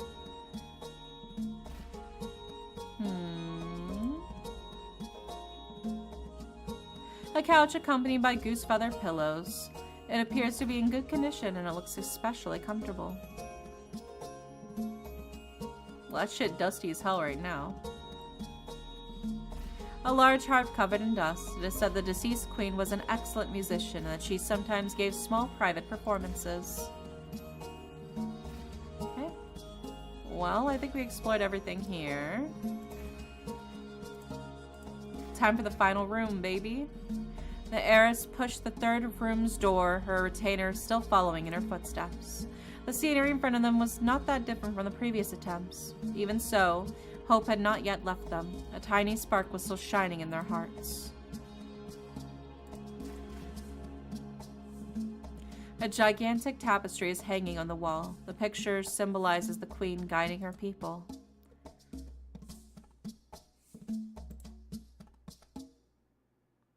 A huge chimney fills a good part of the room. It had been inhabited for its occupants to see fit to install something like that here.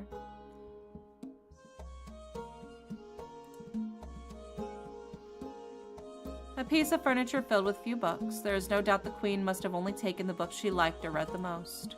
Strangely enough, there is a copy of The Art of War written by a certain Sun Tzu.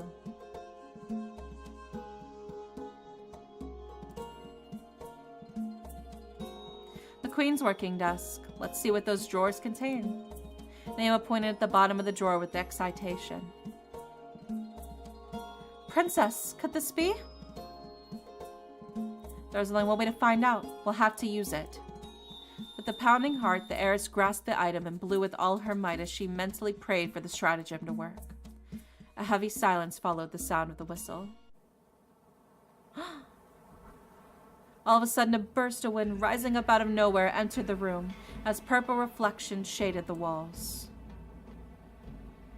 A gleaming orb appeared between the two stunned girls. As they waited, shivering, a powerful voice echoed through the cabinet. There she is, the fairy godmother! Who is calling me? Who dares to interrupt my sleep? Fearful, Naima hid behind the princess, not daring to look away from the apparition. She's never seen a fairy before, and there was something awe-inspiring about the apparition. Kionna was not confident either, but she felt she had to speak. Godmother? I am Princess Kionna. I have heard that my mother had requested you give me the fairy's blessing and that I could ask for your assistance. Is this true? Princess Kionna. That name does ring a bell. You are well informed. The whistle you used to contact me is proof I am indeed your godmother. What can I do for you? The two girls sighed with relief. The orb that was spinning in the middle of the room did not seem hostile. Although Kionna was not superstitious, she had to face the facts. Nahima was right all along. Fairies did exist. Regaining courage, the heiress raised her voice. The thing is, my father has gone mad. He claims that he is going to marry me, and I do not know what to do. Huh? What a curious story. And you hope to borrow my powers to get yourself out of this situation? That is right. I suppose you are ignorant of how a relationship between a fairy and a human being works, but let me warn you, it will not be easy. Everyone in this game is so pretty, yeah. To begin with, I can appear in your world to assist you, but it requires several hours. Kionna's smile abruptly disappears. The servant and the princess stared at each other with dismay. Several hours? But, godmother, this is quite the urgent matter. Hi, baby, welcome in. I must meet my father shortly to confirm my wedding vows, and he swore he would execute me if I did not conform to his order. I'm sorry, but I cannot do differently. You see, fairies come from a parallel world where time flows in a different way. Even if I hurry, I would not be able to materialize correctly in your world with the snap of my fingers. And you would not want me to appear with only a fragment of my power, would you? If you really need me, you will have to wait. But once you get here, you will be able to help me, right? I will not lie. You will have to observe some rules to get the right to borrow my power, but if you abide by them, there is no reason why I should not be able to help you. The apparition's answer was not entirely satisfying, but Kionna hardly had a choice. Overcoming her fear, Nahima slowly came away to her mistress's shoulder. So fairies are not orbs of colorful light like I am seeing you right now? The voice let a chuckle slip. The echo magnified the power of that sound, making the young woman shudder. No, this was not my true form.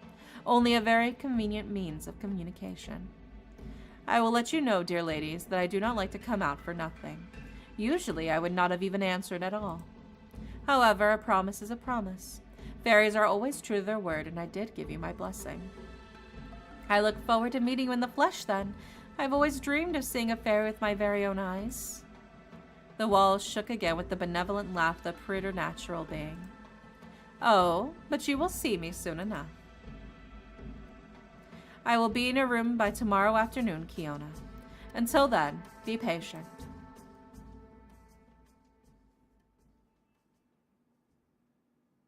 With those few words, a new burst of wind made the cabinet tremble, and the purple orb disappeared as it had come. Shaken, the maidens felt like they had woken from a dream. Silently, they headed for the princess's suite. Still, Nahima exclaimed as she walked by, we did it. Even if it will take some time, we'll call the fairy forth. Soon you will be out of the woods, princess. I hope so. As they were about to enter the room, they noticed the tailors running towards them. After the previous whims, they had gotten ready to face the third one and had done everything they could to work even faster. Not only did they call on all domains apprentices for help, but they also took the liberty of fetching many precious materials. And so they were already bringing the dress the color of the sun, worn out by those long nights of work, yet satisfied to finally see the end of this punishment. Kionna felt devastated. Oh, Nahima, what am I to do? The dress is already here. I cannot buy us more time before the fairy comes. This is all over. Not yet, princess. I have an idea. It pains me to share it, but I was not able to find another throughout the day. Kionna eagerly tugged the retainer's sleeve, thrilled to see an alternative appearing. Say it anyway.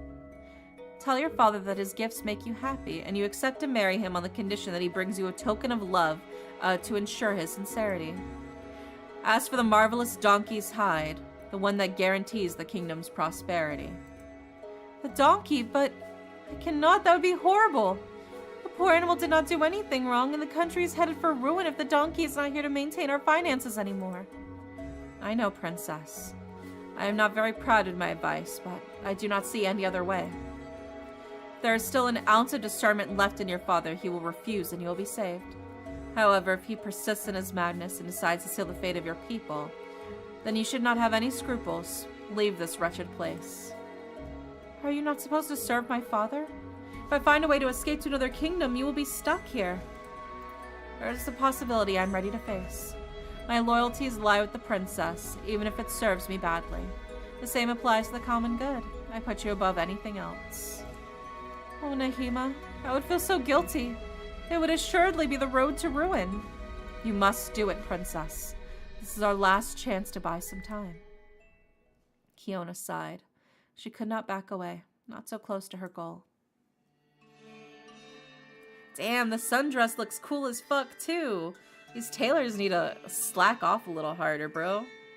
They made that shit in a day. As in previous days, the heiress wore the clothes and went to her father. She dazzled the king upon entering. Never before had there been something as exquisite. Never had the princess looked as radiant. Satisfied to see his daughter so stunning, he was delighted with the mere thought of celebrating their wedded bliss and could not hide his pleasure. Are you content with your dresses? Yes, father. They are all so magnificent. Very good. Was that your last request, or do you have another wish before our wedding? Well, all of those dresses are beautiful, and I am set to espouse you. However, I would like to make sure of your feelings towards me. The monarch furrowed his brows. I am ready for anything if it means convincing you, my daughter. I know, dude. As a token of your love, I would like the skin of that old donkey which is getting so bored in your stables. King Tybalt, having lost his ability to reason long ago, had no remorse sacrificing the treasure of the country, and granted the dumbstrucken girl's request. He added that the animal would be killed right away and that she needed only wait until the next afternoon so the skin could be prepared and partly dried. Brother, Thus the princess spent her longest and most eventful night yet. She kept waking up drenched in sweat, imagining the dead animal at her feet, its entrails on her skin. In the darkness of her room, she feverishly prayed with all her heart that the fairy would manage to save her. May God grant her that wish. She did not know yet that the day to come would be the longest and most nightmarish one of all of existence.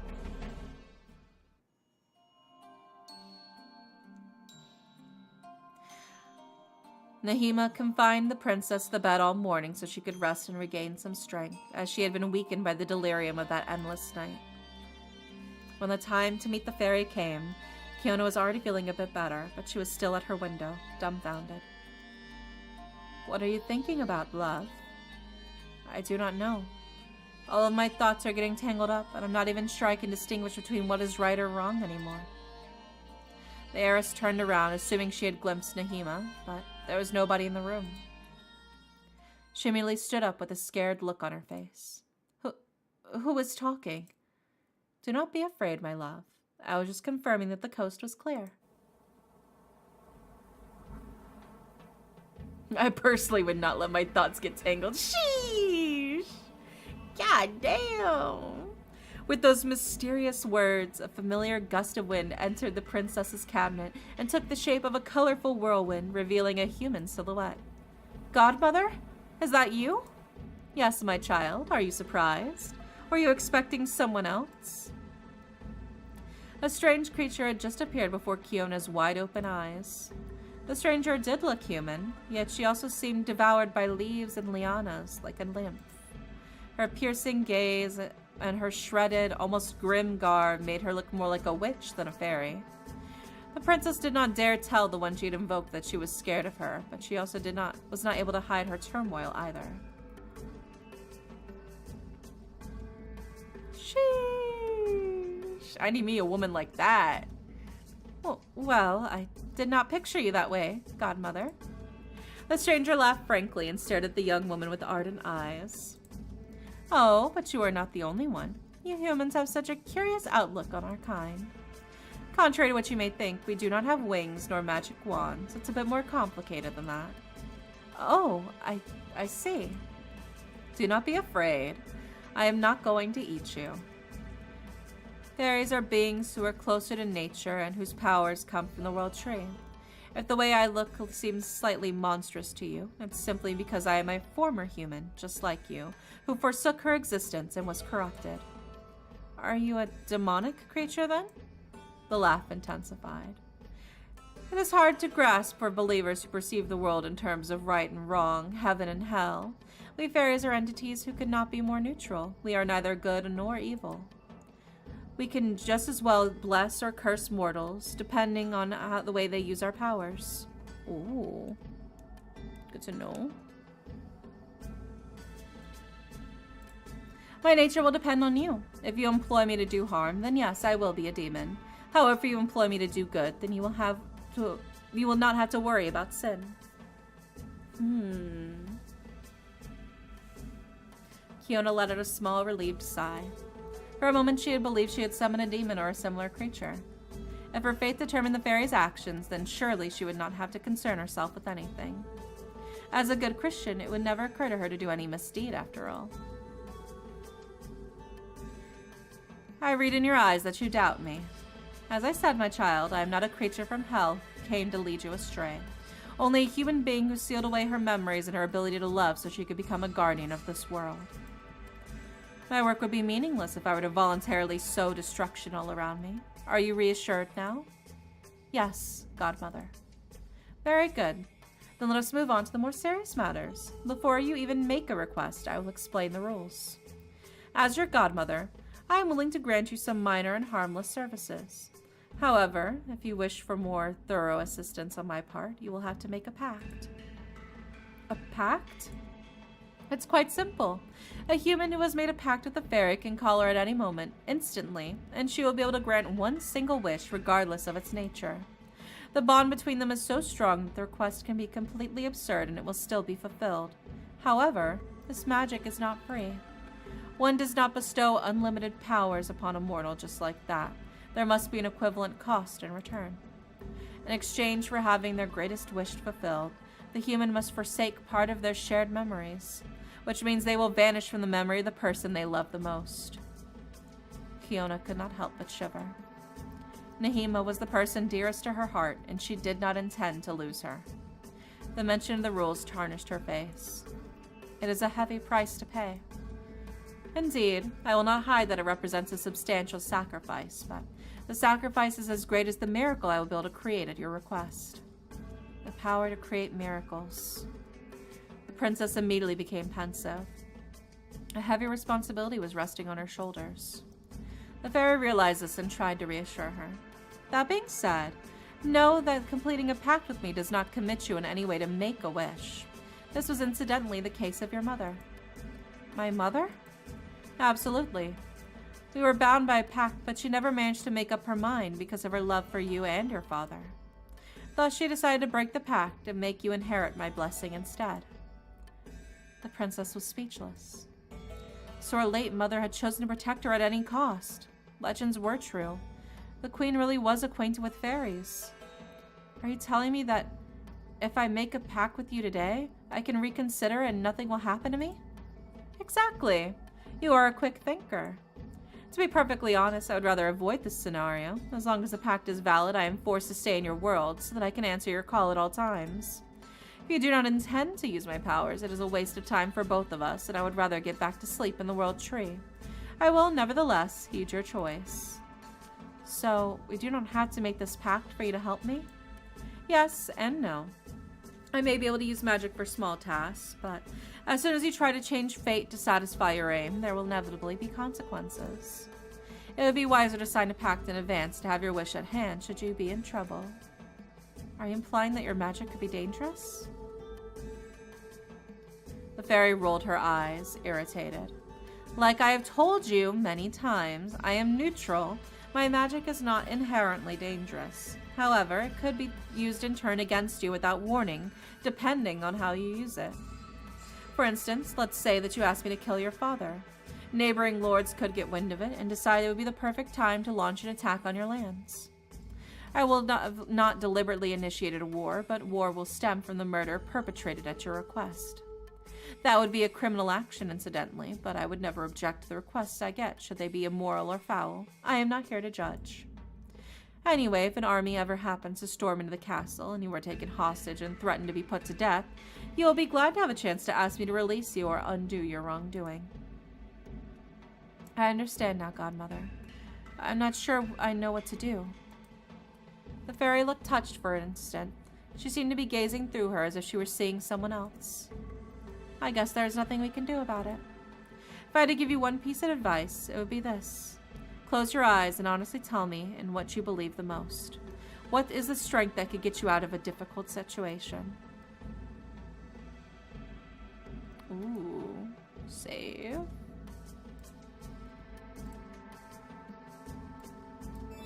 I believe in magic, I believe in myself, or I do not know.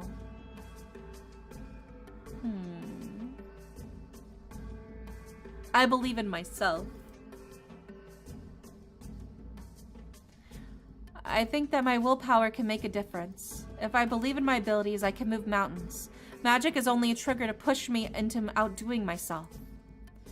The creature seemed genuinely surprised by that answer. Indeed, magic only serves as a supplement to your inner strength. Your strength is the source of magic even. The stronger your mind is, the more powerful your magic will be. Yeah.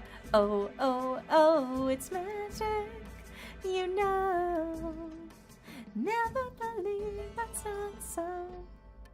I did not think you had already understood this. You are very mature for a mortal so young. You have potential. I like that. Thank you, Godmother. May I take some time to further ponder this matter? Of course. I will come back tonight. You will give me your answer then. In the meantime, be strong. I sense black clouds above you, my child. And with that rather mysterious sentence, the fairy vanished. Entrenched in her distress, the princess decided to walk around in order to help her think.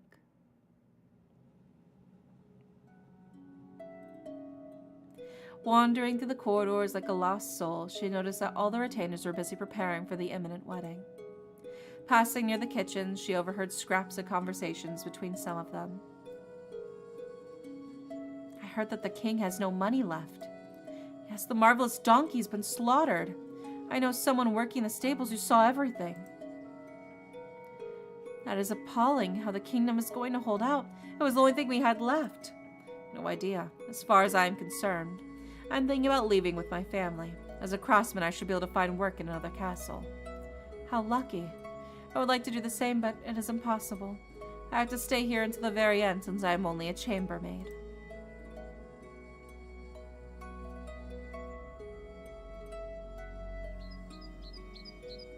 Kionna sneaked out before getting noticed. Now it was not the time to be congratulated by fake smiles. She stopped for a while in the garden to meditate and pray. God, if you can hear me, give me your strength.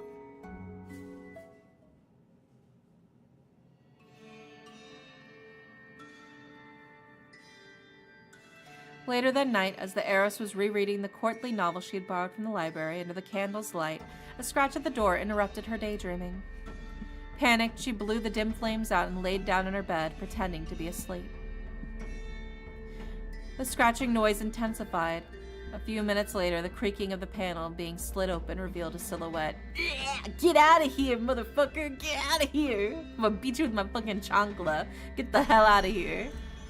The princess focused as much as she could on keeping her eyes shut as the clear steps were coming closer to her.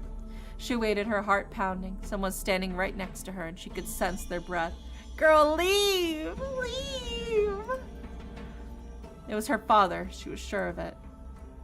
After what seemed like an eternity, she could once again hear the steps, this time farther away in the corridor after the door was closed. Thank fuck, dude. Thank fuck. Get the hell out of here. I was this close to grabbing my fucking chancla. The princess carefully opened her eyes. The donkey's skin was lying just in front of her. Kionna could not hold back an exclamation of disgust. How dreadful, the poor thing. And yet, it is unlikely to bite you. You gotta run. Take care. Thanks so much for hanging out with me. I appreciate it. I know, dude. I'm glad he just left after he left the Donkeyskin, bro. The candles relit as if by magic while the fairy was making an entrance in her usual whirlwind. Also, thank you for the follow. I appreciate it. I can't take much more than this. Stay strong, Jacob. Remember, he's the bad guy, which means we will win. We will survive. Right? So as much as we're like, ooh, we hate this, it's because that's the motivating factor to push us through to avoid the bad ending. Fairy tales always end with happily ever afters, okay? You have to trust, and the happily ever after means that it will not happen, alright? What we do not want most will not happen. The candles relit as if by magic while the fairy was making an entrance in her usual whirlwind. I see that the king has provided the hide of the donkey you asked for. So you know. My child, I know almost everything, such as the benefit of being a fairy. Hi, Ren. Do you have an answer to give me? Yes, madam. All things considered, I think I cannot make a wish under those conditions. I am not ready to lose the person I love most, and I would not know what to wish for either way. I see. This is unfortunate as it would have allowed me to get back to sleep sooner, but this is probably the wisest choice given your situation. Nonetheless, even if I can help you outside a wish, my powers will be incredibly reduced.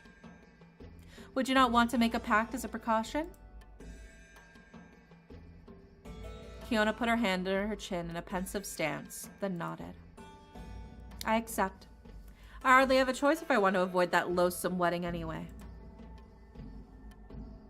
Let this deal be then. Then in that case, come closer and grab my hands. You must not let go of them during the whole summoning. Understood? Yes, godmother. Perfect. Let us proceed. Wait. What is it, love? I do not even know your name. The fairy suddenly seemed moved, and at the same time, almost sorrowful, as if that question was bringing back painful memories. I am known as Medea. Are you satisfied now?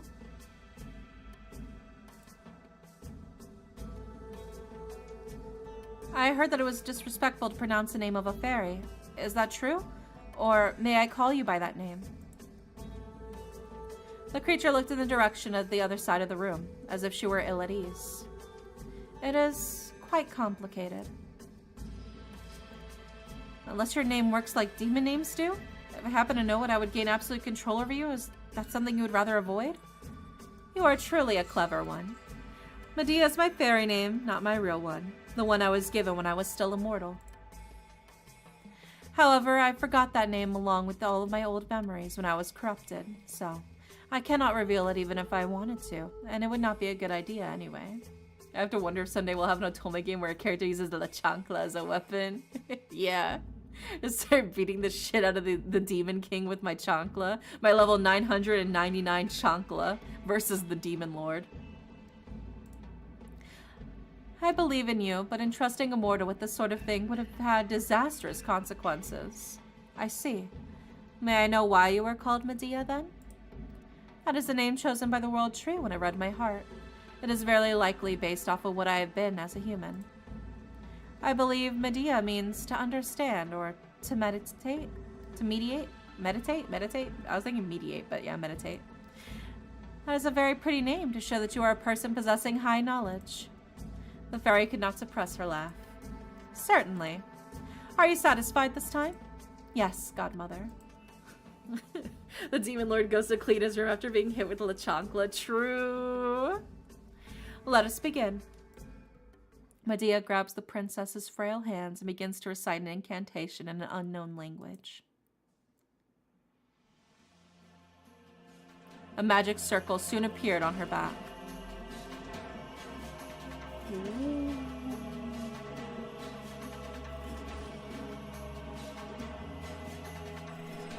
Memory fragment detected.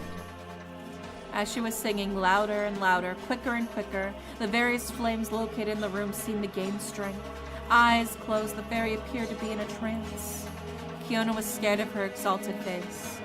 A strange feeling spread through her body as the distant beating of drums came to her ears. Her sight started to become blurred, the heat was preventing her from thinking straight, and she already could not comprehend what was going on anymore. The fairy was unmistakably drawing near the climax of her incantation, and the princess had struggled to keep standing. All of a sudden, a fierce burn pierced her chest as if an invisible hand were branding her with red-hot iron. Then, nothing. The fairy's chant gradually stopped and Kionna eventually got her 5 senses back. What happened? Something had changed in Medea. Her eyes were glowing with a troublesome light, contrasting with the nonchalance she had displayed so far. The link has been established. The fairy then kneeled before the dazed young woman. I am at your service. You can now summon me whenever you like. I would like to nevertheless specify that I remain a mere outsider. You are the one to make the decisions to shape your own fate. What do you mean? Well, in short, I will settle for executing your orders. It is up to you to ask me what you need. Kionna remained speechless. The fairy got back on her feet and put on her most beautiful smile. When the princess was able to see her pupils again, the creature had seemingly returned to normal. Call me when you've made up your mind, love. I'm going for a stroll. And with those caustic words, she evaporated again. At the same time, Nahima burst into the room. Oh, princess, I'm so sorry. I was held back a good part of the day because of the incoming ceremony, and I could not slip out sooner. Are you all right? It could be better. Oh, I'm embarrassed. You would have seen the fairy and your father since this morning. I guess you must be shaken. But I am here now, and I will not leave your side. If I can help you in any way, just tell me. Thank you, Nahima. You are adorable. The young servant furtively put her hands to her cheeks to hide their rosiness. It's the least I can do. Nahima will always be by your side no matter what happens, have no doubt. The princess coughed as a way to redirect the conversation. I was able to talk to my godmother. She agrees to help me, but only if I explain what I need. She told me that she would not allow herself to decide what to do in my place. Kionna decided not to mention the pact in order not to worry her friend. The incantation had been frightening enough that the heiress did not want to bring up the subject ever again. Furthermore, she was feeling shameful and was refusing to confess to her religious friend that she had been imprinted by the fairy's mark. That could not be a good thing in the eyes of God. Oh, that's good news. Have you decided how you're going to escape your father? Not yet, but I'm working on it. I'm going to sit in the corner of the room to avoid disturbing you then. Give me a sign if you need me. The princess took the time to lay on the bed, watching her breathing so that she would be perfectly calm and lucid. The decision she was about to make was crucial and she had no room for mistakes. However, her mind was empty, and she did not know how to escape from her father without him finding her. Kionna glanced around the room in hopes of finding an idea. Her eyes laid upon...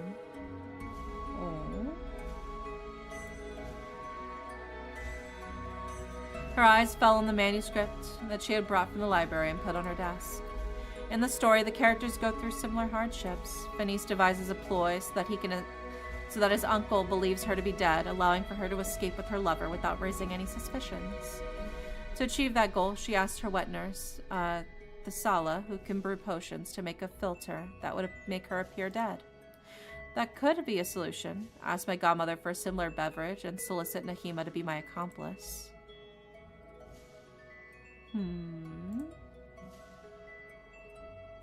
Her eyes fell on the Donkeyskin that her father had placed on her bed. It looked really hideous. A strange thought then crossed the young woman's mind. Nobody would ever suspect her to be a noble lady if she was disguised with such unsightly rags. If her godmother managed to get her out of the castle, she could pretend to be a peasant to avoid being recognized. That could be a solution. Disguise myself with the hide of the animal and flee with the complicity of the fairy. The fuck is that? It's the skin of a donkey. She got that donkey skinned. With the determination in her eyes, the princess stood back up. She waved to Nahima. I think I have found an idea. Let us call my godmother without further delay. I am already here. The two young women jolted upon hearing the fairy, who had appeared without warning. So this is your true form? Whispered Nahima. How impressive. Medea's traits seemed to lighten up. Thank you. I will take that as a compliment. Anyway, let us get back to the reason of my presence. Speak, love. How can I help you? Like Evie and Grimer had a child. Don't bully the Donkeyskin, bro. I need you to help me. Oh. I guess I haven't unlocked that one yet. I didn't get enough points to unlock that one as a choice. Godmother, just like Venice, I would like to have a magic filter that will rid me of all my senses and make me fall into a deep sleep akin to death. That way Nahima can get me out of my coffin when nobody is paying attention. Thus I would be free to leave without raising suspicion and could seek refuge in a neighboring lord. How astute of you, Princess. I am so glad to be able to participate and lend my support. I can indeed plunge you into a magical coma for several days with a mixture of my own. What is a coma, madam? That is difficult to explain. Coma is a word which does not yet exist. You can see into the future? Since time flows differently in the world of fairies, we exist at the same time in your past as your future, which allows us to learn a lot of things. I'll explain this to you another time. The fairy turned to Kionna with a serious look. With one deft gesture, her hand, she traced invisible words in the air, and a small vial appeared in her hand. Here is a potion. Once you have taken it, you will become as stiff and pale as a corpse, and you will fall into a deep sleep that will last exactly 3 days. At the end of this period, you will quite normally regain consciousness. Thanks to my magic, there will be no consequences on your metabolism. You will be as fresh and lively as if nothing had happened at all. So there's no risk of you dying of thirst or soiling yourself as a side effect. Excellent! I would still advise you to get organized with your servants before drinking the potion, so that she knows what to expect when you are asleep. Thank you for your wise advice, Godmother. Thrilled by the prospect of planning her escape, the princess gratefully kissed the fairy on the cheek. I will be leaving now, my child. You know what to do if you ever need me. Thus, the strange creature disappeared once more. Nahima turned to the heiress with a dash of anxiety on the edge of her lips. How are we going to proceed now, princess? The two young women agreed with one mind that Kionna would drink the filter after laying in her bed so the illness would seem more believable.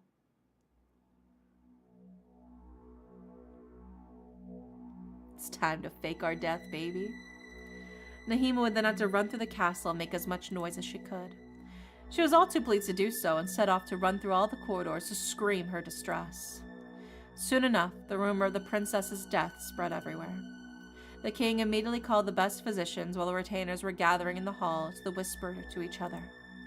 It said that everywhere the heiress had been taken by the same mysterious illness which had claimed her mother, that she had spent the day before her deathbed bedridden, the country was cursed. The ploy Kionna had devised seemed to be working perfectly. Barely a few hours after talking with the servant for the last time, the physicians announced that she had passed away and the whole kingdom was mourning her. The transfer of the princess's body soon came into question, as it had been kept in her well-guarded room until then. The king went to contemplate the pale face of the one who had been his daughter in person, while several servants were taking her away to the family crypt.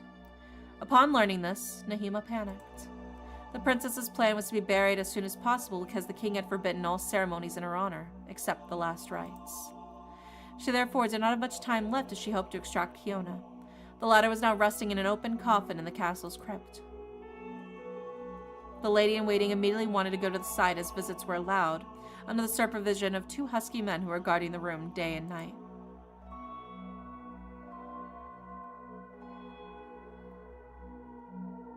Oh my gosh, she's like Sleeping Beauty. You gotta kiss her awake. When she saw the peaceful face of her mistress lying on a bed of flowers, the young Moor was unable to suppress her emotions. She had to do everything in her power to get her out of here. Nahima attempted to be cunning and asked the guards as innocently as possible if they could bring her some incense while she was meditating over her mistress's remains. Unfortunately, the guards were not that stupid and retorted she had all the time to do it herself. Agreed, she came back a few minutes later and tried to distract them, in vain, as the 2 men were obstinately immobile. Nahima's fear grew more and more as the hours passed, and she came to beg them to at least leave her alone with the body for a moment, yet they remained unwavering. Even more shaken than before, the lady-in-waiting started crying, insisting the princess was not dead, only asleep, and they had to help save her or she would really die. The guards thought the pain had driven Nahima insane, and they called for reinforcements to bring her under control. In utter despair, Nahima struggled. She scratched the attacker, screamed murder that they would all have the heiress's death on their consciousness. But ultimately, she could do nothing against the men who were taking her away. Isolated under the pretext that she was hysterical, the young one was imprisoned in one of the dungeon's cells, guarded by a soldier who looked as sinister as the others. She was strictly forbidden from approaching the body or even getting out until a week after the princess's burial. Thus, Nahima was unable to keep her promise. The servant refused to eat and spent those few days in the darkness of her cell, talking to herself. What's poppin'? We're playing a tragedy. Oh my god, Bobby! Hi! Welcome in, Raiders! Welcome in. Princess, I am so sorry.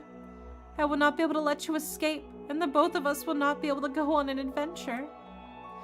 I would have loved that, really, and I was looking forward to it so much, but Nahima has failed. The idiot she was has failed to act in time. I am so sorry. So very sorry. No, I shipped them. That's so sad, dude. This is a dark story, you guys, just FYI. A few hours later, she was found hanged by her belt in the makeshift cell. At the same time, the heiress was officially buried in the graveyard adjoining the castle. At the end of the 3 days, Kionna regained consciousness as planned. However, as she was softly opening her eyes, she realized quickly that something was wrong. What is...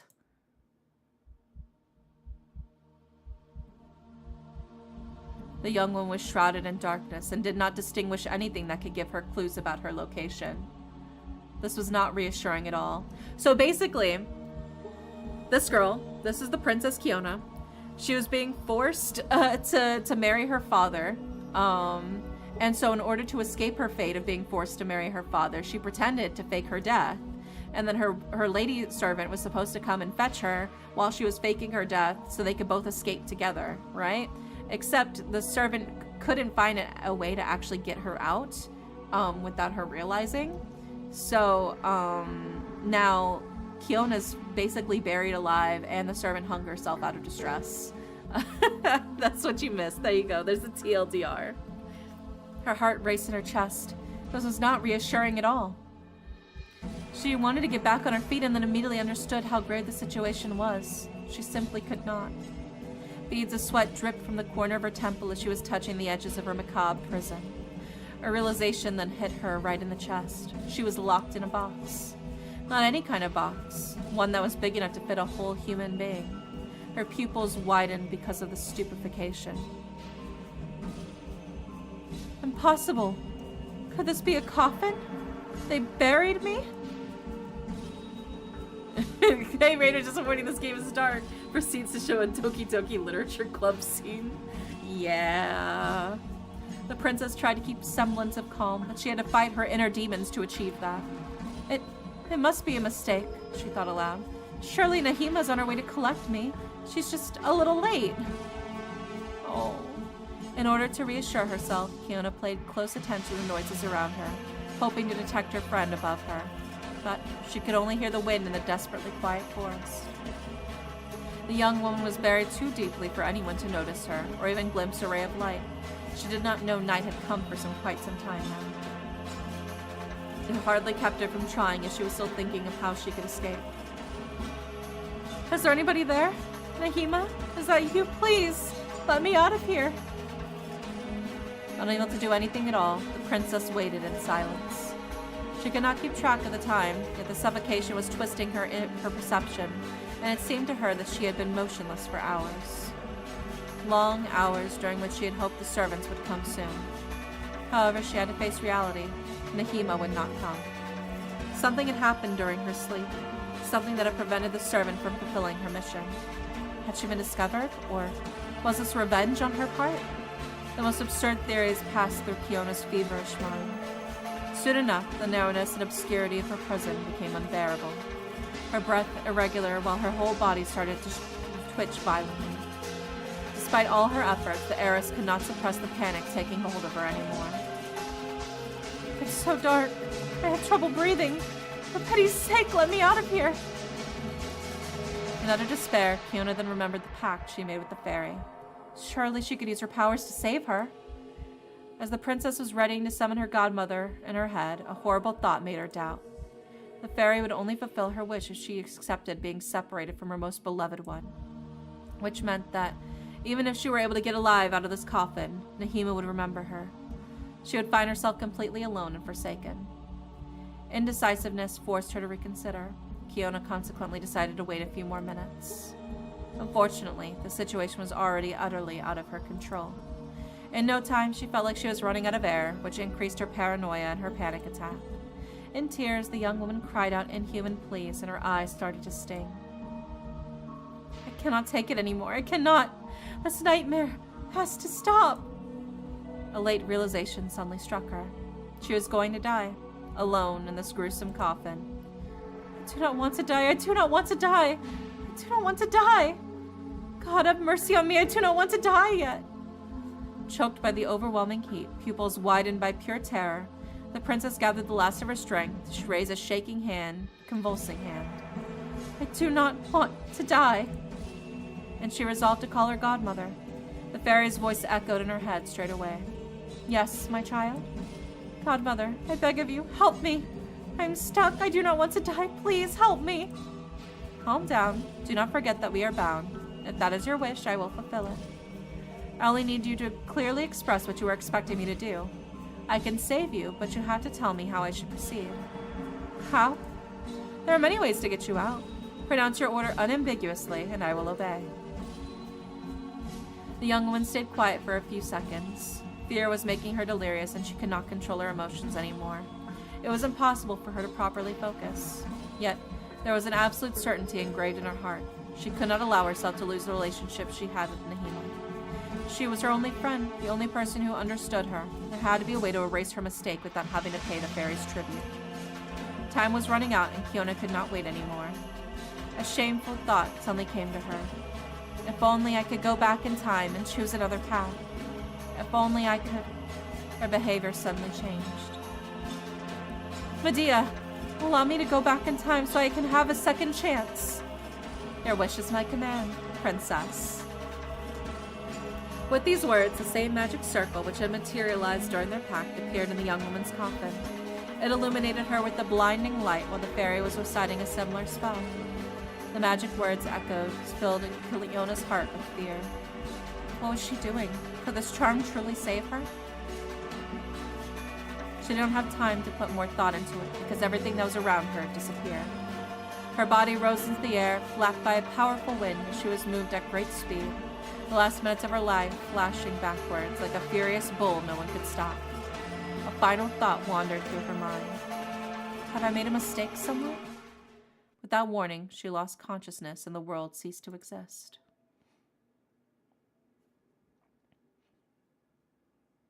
Thus began a very, very long nightmare.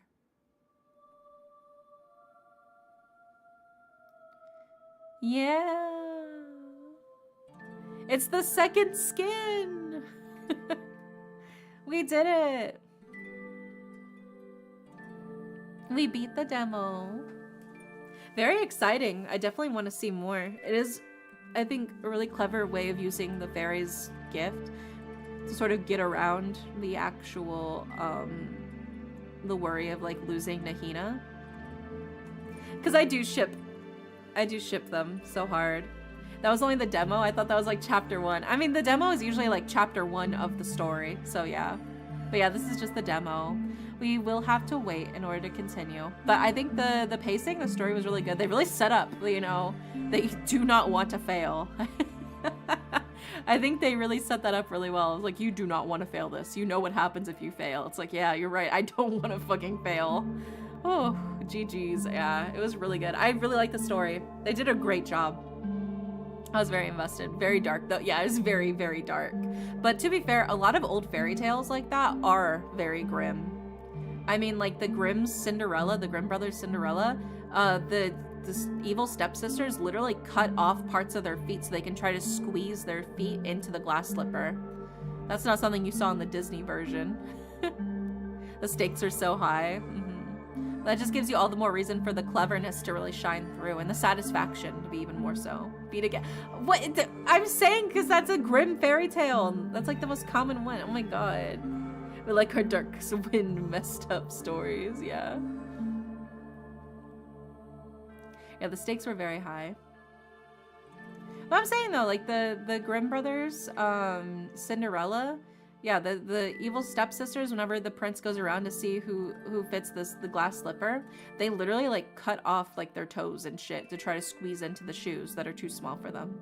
That's real. So fairy tales have always been very, very dark. It's just we have very particular ones. I've read the Grimm tales. They're generally just like this. Yeah. That's why I'm like, I can't be like too surprised, I guess, is like the words for it.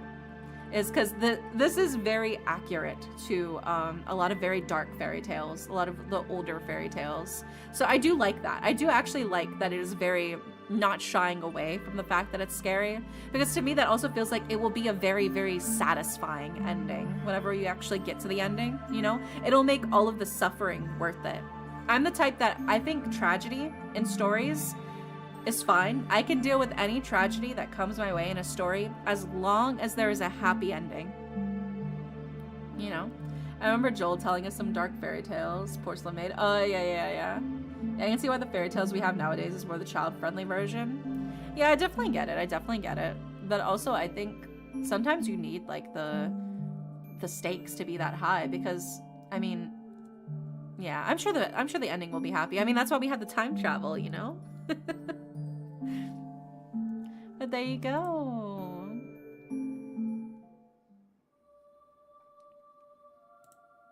Let me see. Let me grab the store page. Also, the full game is out. The full game is actually available. So we played the demo, but you can play the full game it's currently on sale. It's 40% off right now because of the otome game celebration. For roughly $15 US, you can play the full game, which it's linked in the description of the YouTube channel. But this is the link to the Steam page for the game right here. There you go. Yeah, it was very exciting. I thought it was very, very well done. Like I said, I can handle any tragedy, any horrible thing in a story, as long as I know in my heart that there will be a happy ending. So, I gotta see if this druid gets smoked. Yeah, we're all gonna take turns beating him with this fucking club, dude. With this fucking gnarled wooden stick. We're gonna smack him like a piñata, dude. Absolutely crazy. But yeah, I really did enjoy this. It was very dark, but I did like it a lot. With the club, no, the chancla. No, the chancla's for the king. The piñatas for the druid who pushed the king. But yeah, I did really enjoy this demo a lot. Like I said, the full game is officially out. It is currently on sale because of the Otome game celebration. So if you like this demo, which I really did, I thought it has a really great sort of like pulling in factor. It's got a great hook to it. So yeah, I hope you guys will consider you know, supporting the devs. Like I said, wishlisting games on Steam is a free way to support the devs, even if you can't buy the game right now. Wishlisting the game tells Steam that, you know, you're interested in this kind of game, and then Steam shows it to more people, right? So it's a free, easy way to support devs, even when you can't buy a game. And if you want to buy the game, you know, make sure you leave a review. Tell them what your thoughts are. But yeah, that's all we have for today. I really appreciate y'all hanging out with me. Such a good time. Very cool. Thanks for showing us. Yeah, I had a great time with it. I'm definitely planning on buying the game someday. Yeah. Like I said, it's on sale right now because of the Otome game celebration, but the full game is fully available, so you'll be able to buy it basically anytime. Let's see. Who is online? I wonder if anybody else is playing this game. Nope, just me. Just me. Alright. Maybe we will raid. We'll raid some ASMR for some coziness. I think that's what we'll do. For a very light, gentle change of pace, I think we will raid Koma, who is currently doing some ASMR. Tomorrow we continue with the Otome game celebration. We are playing Scarlet Hunt, which is a vampire Otome game about trying to escape a bunch of vampires. So like it's like a vampire hunting ground and we're trying not to get caught, you know? So lots of vampires, lots of interesting people. So I think that'll be fun. So hopefully I will see you guys tomorrow for Scarlet Hunt. But if not, no worries. I'll see you when I see you. I hope you guys have a wonderful, wonderful night. And good night.